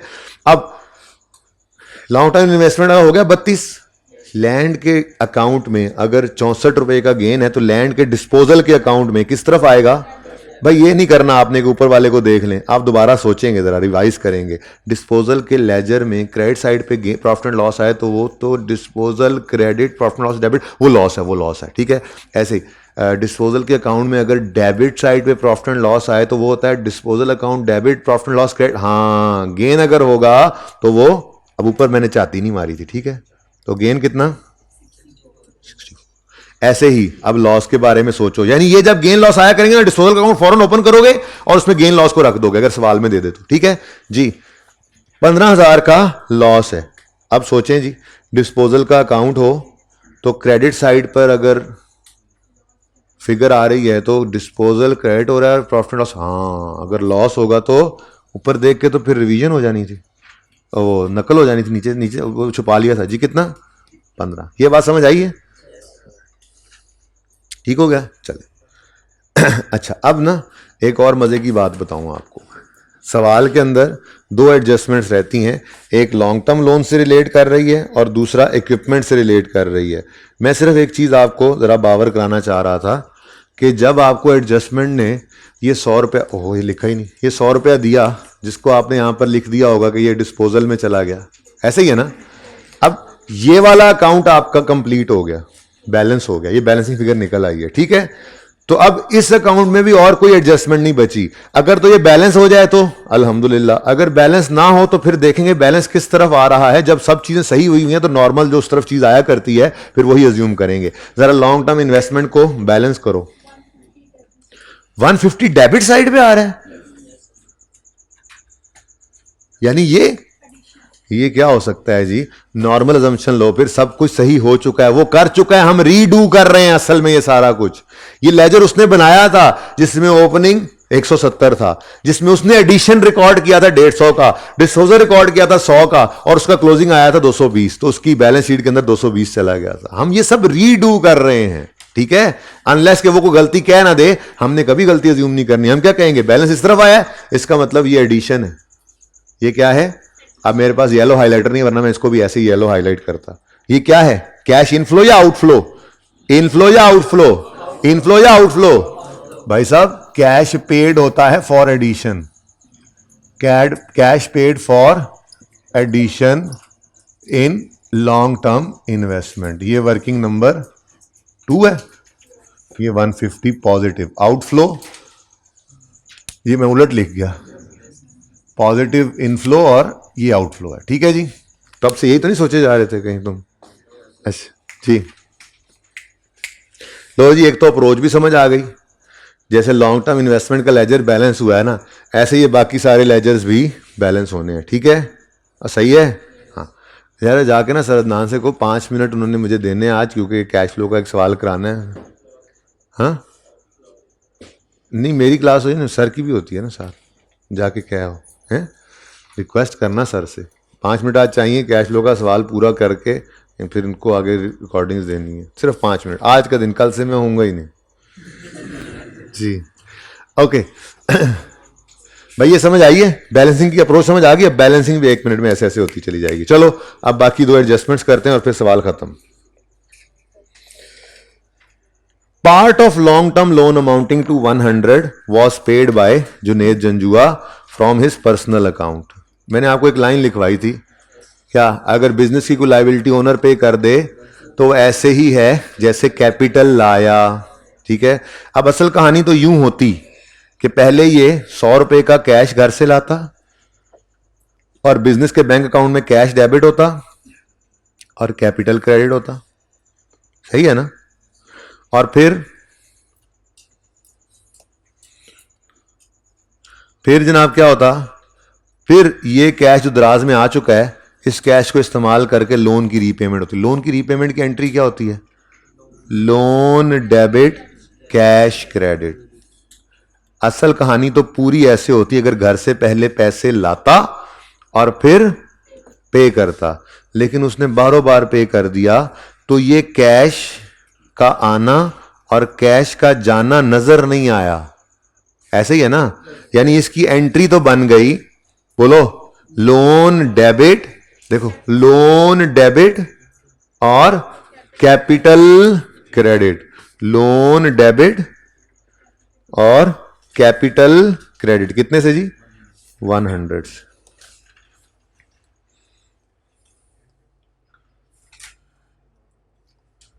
ओके अच्छा, अब ये एंट्री तो ठीक है ना, एंट्री ठीक है, एंट्री में कोई मसला नहीं है। तो देखो लोन डेबिट, यहां पे लिखो कैपिटल,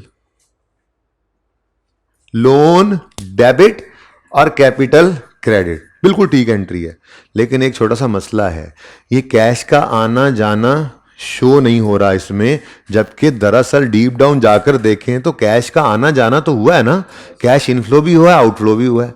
अगर इसको कोई बच्चा इग्नोर कर जाता है तो कोई मसला नहीं है, कोई मसला नहीं है, एक आध नंबर मिस हो जाएगा, वरना सवाल पे असर कोई नहीं पड़ना। कैश ने आना है और कैश ने जाना है, तो नेट में कैश फ्लो पे असर नहीं पड़ना, लेकिन ये कि आधा नंबर यहां पे लूज कर सकता है बच्चा। इसलिए याद रखना, जब मैं यहां पर, इधर देखो, यहां पर जब मैं कैश, ठहर जाओ ना, कैपिटल, फ्रेश कैपिटल जब लाएंगे ओनर तो घर से, फ्रेश कैपिटल जब ओनर घर से लाते हैं तो कैश इनफ्लो होता है, और लोन जब रीपे होता है तो कैश आउटफ्लो होता है।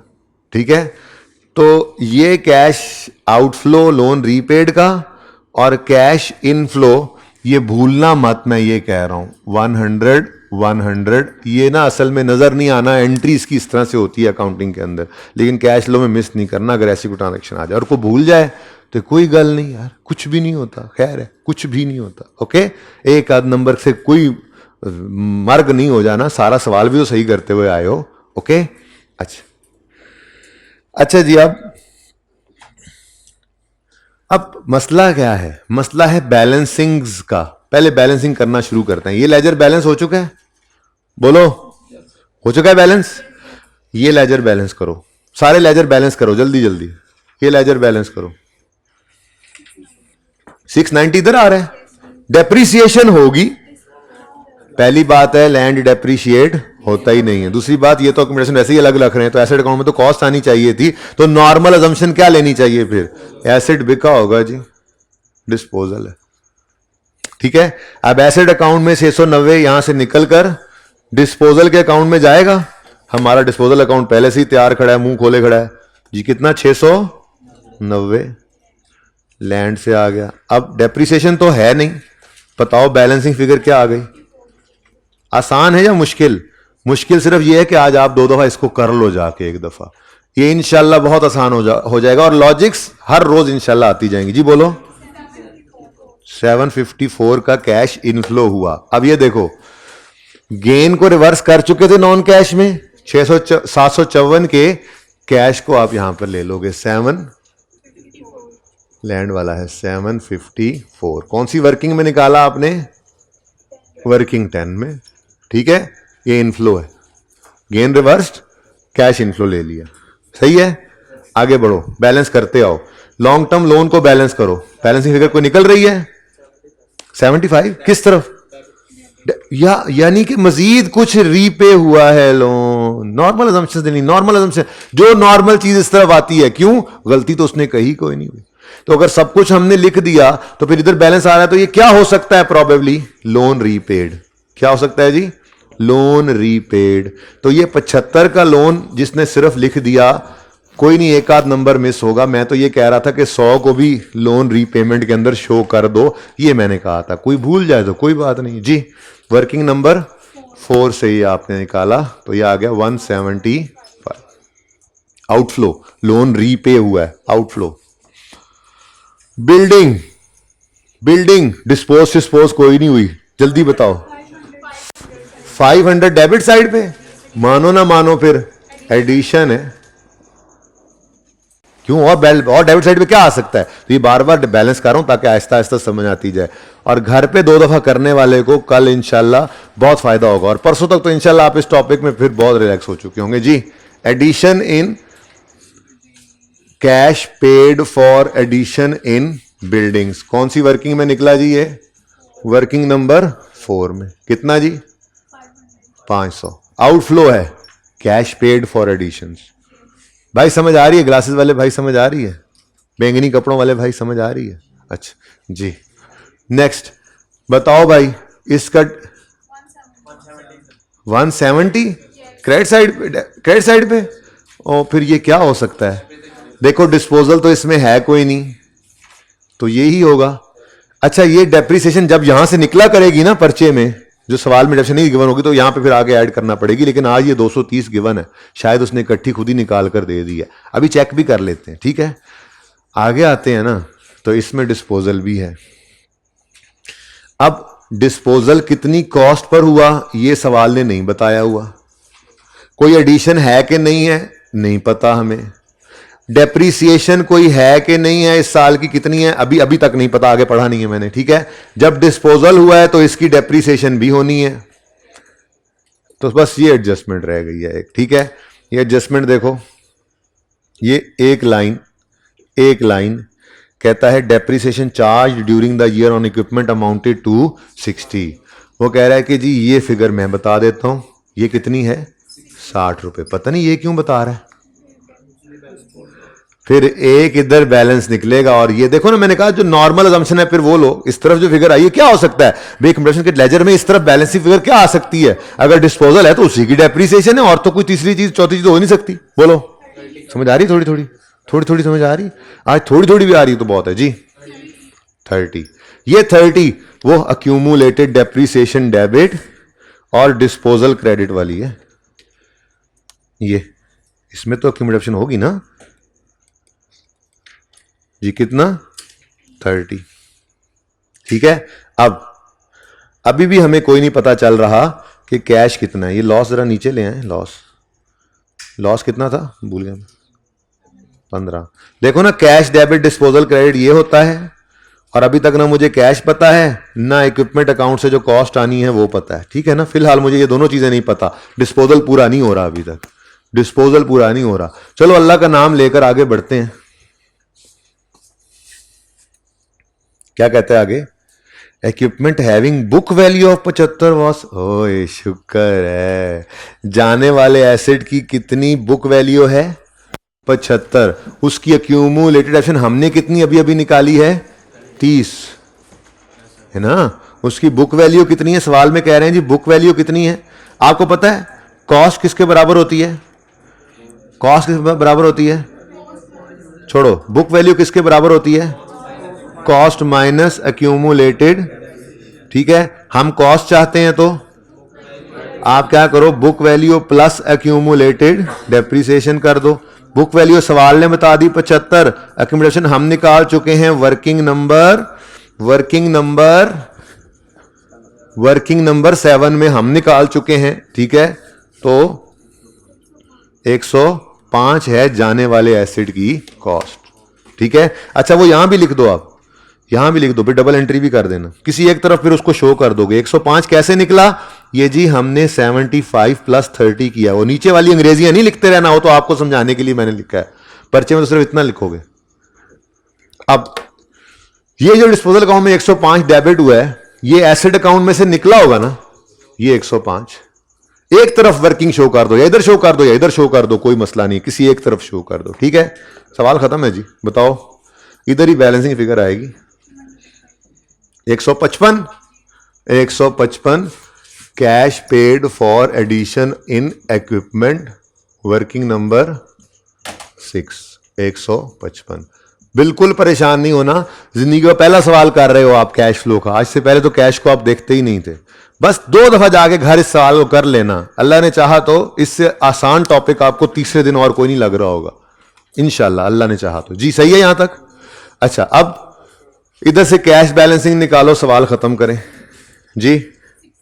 60 है, 60 का कैश ये इक्विपमेंट के डिस्पोजल पे निकला। वर्किंग नंबर बता दो, 11। अब बस एक चीज मैं भूल गया था आपको बताना, मैं 5-7 मिनट पहले मुझे याद आ गई थी, लेकिन फिर मैंने कहा हुन गल्लां होर पासे मछरियां ने। ये 950 का प्रॉफिट कैपिटल के अकाउंट में इस तरफ नजर आना होता है। अगर आप डिविडेंड या ड्राइंग उधर डेबिट कर गए तो प्रॉफिट को भी आपको इस तरफ लिखवाना चाहिए था मुझे, लेकिन आपने लिखवाया नहीं है। जी बोलो, ये बैलेंस है, ये इंशाल्लाह बैलेंस ही होगा, इसमें और कुछ भी नहीं है। जरा चेक कर लो, कोई बैलेंसिंग फिगर नहीं निकल रही, तो फिर इसका मतलब यही 100 रुपया मैं इधर बाहर लिख लेता हूं। ओनर घर से 100 रुपया लाया, बस वो एडजस्टमेंट से ही निकल आया था। अब जिसने ये 100 इधर और इधर शो नहीं किया, उसने सिर्फ 75 नेगेटिव शो करना था ना। तो मैं यही कह रहा था कि नेट में सवाल पे कोई असर नहीं पड़ना था कैश फ्लो के ऊपर इस एडजस्टमेंट का। ठीक है ना? अगर मैक्सिमम एक नंबर लूज होना था। क्यों? मैंने यहां पे 100 ऐड किया और यहां पे भी 100 ऐड किया, तो 100 और 175 नेगेटिव, ये नेगेटिव 75 ही आता है ना। ठीक है, मैं कह रहा हूं अगर ये कोई भूल जाता 100 शो करना, तो वो नेगेटिव 75 ही शो करता, तो कैश फ्लो सही हो जाती, एक आध नंबर मिस हो जाता। ठीक है, और सही है। कोई ऐसा लेजर जो अभी तक बैलेंस ना किया हो आपने, सारे हो गए हैं, तो फिर टोटल बताओ इसका। 47 पॉजिटिव है, पॉजिटिव 47 आ गया जी, ए का टोटल हमारा। 2 एक बच्चे और भी चेक कर लिया करो। ये सारे चौधरी बैठे हैं, मुलाजिमीन 2-3 टोटल कर रहे होते हैं, एक मुलाजिम लिख रहा होता है जी। 47 ओके। इस 141 पॉजिटिव या नेगेटिव? पॉजिटिव। अच्छा, ये चलो मैं निकाल देता हूं, 75 नेगेटिव। भाई जल्दी से 2 बच्चे चेक करें, जो 2-3 बच्चे कम अज कम। पॉजिटिव 47 आया ऑपरेटिंग का टोटल, पॉजिटिव 141 आया इन्वेस्टिंग का टोटल, और नेगेटिव 75 आया फाइनेंसिंग का टोटल। अब इधर देखो सारे, 47 प्लस 141 प्लस 75 करना है, वो चूंकि माइनस है तो फिर माइनस हो जाएगा, कितना? 113। अब सबकी पूरी तवज्जो चाहिए मुझे, जरा opening cash and cash equivalent का टोटल करवा दो। 548 नेगेटिव, ठीक है, तो आगे वाले का 435 भी नेगेटिव ही होगा बेटा, यही बनता है। अब जरा जादू देखना, 548 नेगेटिव क्या है? Opening cash and cash equivalent. यहां पे मैंने लिखा 548 नेगेटिव, आंसर निकालो। इसको नेट करो, 435 नेगेटिव। वो ये सही होने की निशानी होगी कैश फ्लो का सवाल, जो कि पर्चे में आपने देखना। बच्चों कहता हूं वो रिकॉर्डिंग में भी आपको नजर आएगा। बच्चे को बुला के कहता था इस पे हाथ रख लो, और बच्चे कहता था 548 इधर ऐड कर दो, वो नेगेटिव आया, और मैं कहता था बस ये हाथ यहीं पे छोड़ के घर आ जाना पर्चे में, इसको उठाना नहीं है, क्योंकि ये उठाने से पता लग जाएगा कि सवाल सही हुआ या नहीं हुआ। और अगर बैलेंस नहीं हुआ तो आप ढूंढोगे, टाइम जाया करोगे। नहीं हुआ, एक आता देखो टोटल गलत तो नहीं हुआ, नहीं हुआ तो ठीक है, बस जो नंबर आने थे वो आ चुके। एक फिगर आगे पीछे हो जाए थोड़ी सी तो टोटल तो गलत हो जाना है। उसका मतलब ये है कि आप 18 नंबर के 15 नंबर के सवाल में से आपको 2-3 नंबर से कट गए, बस ठीक है। अगर आप 15 मिनट लगा के उसको ढूंढ भी लोगे तो अगले सवाल के 10 नंबर लूज हो जाएंगे। ठीक है, तो ये आज का हमारा पहला सवाल था, और इंशाल्लाह आप लोग इसी को 2 दफा करेंगे। ठीक है, जिंदगी रही तो कल मुलाकात होगी। अल्लाह हाफिज।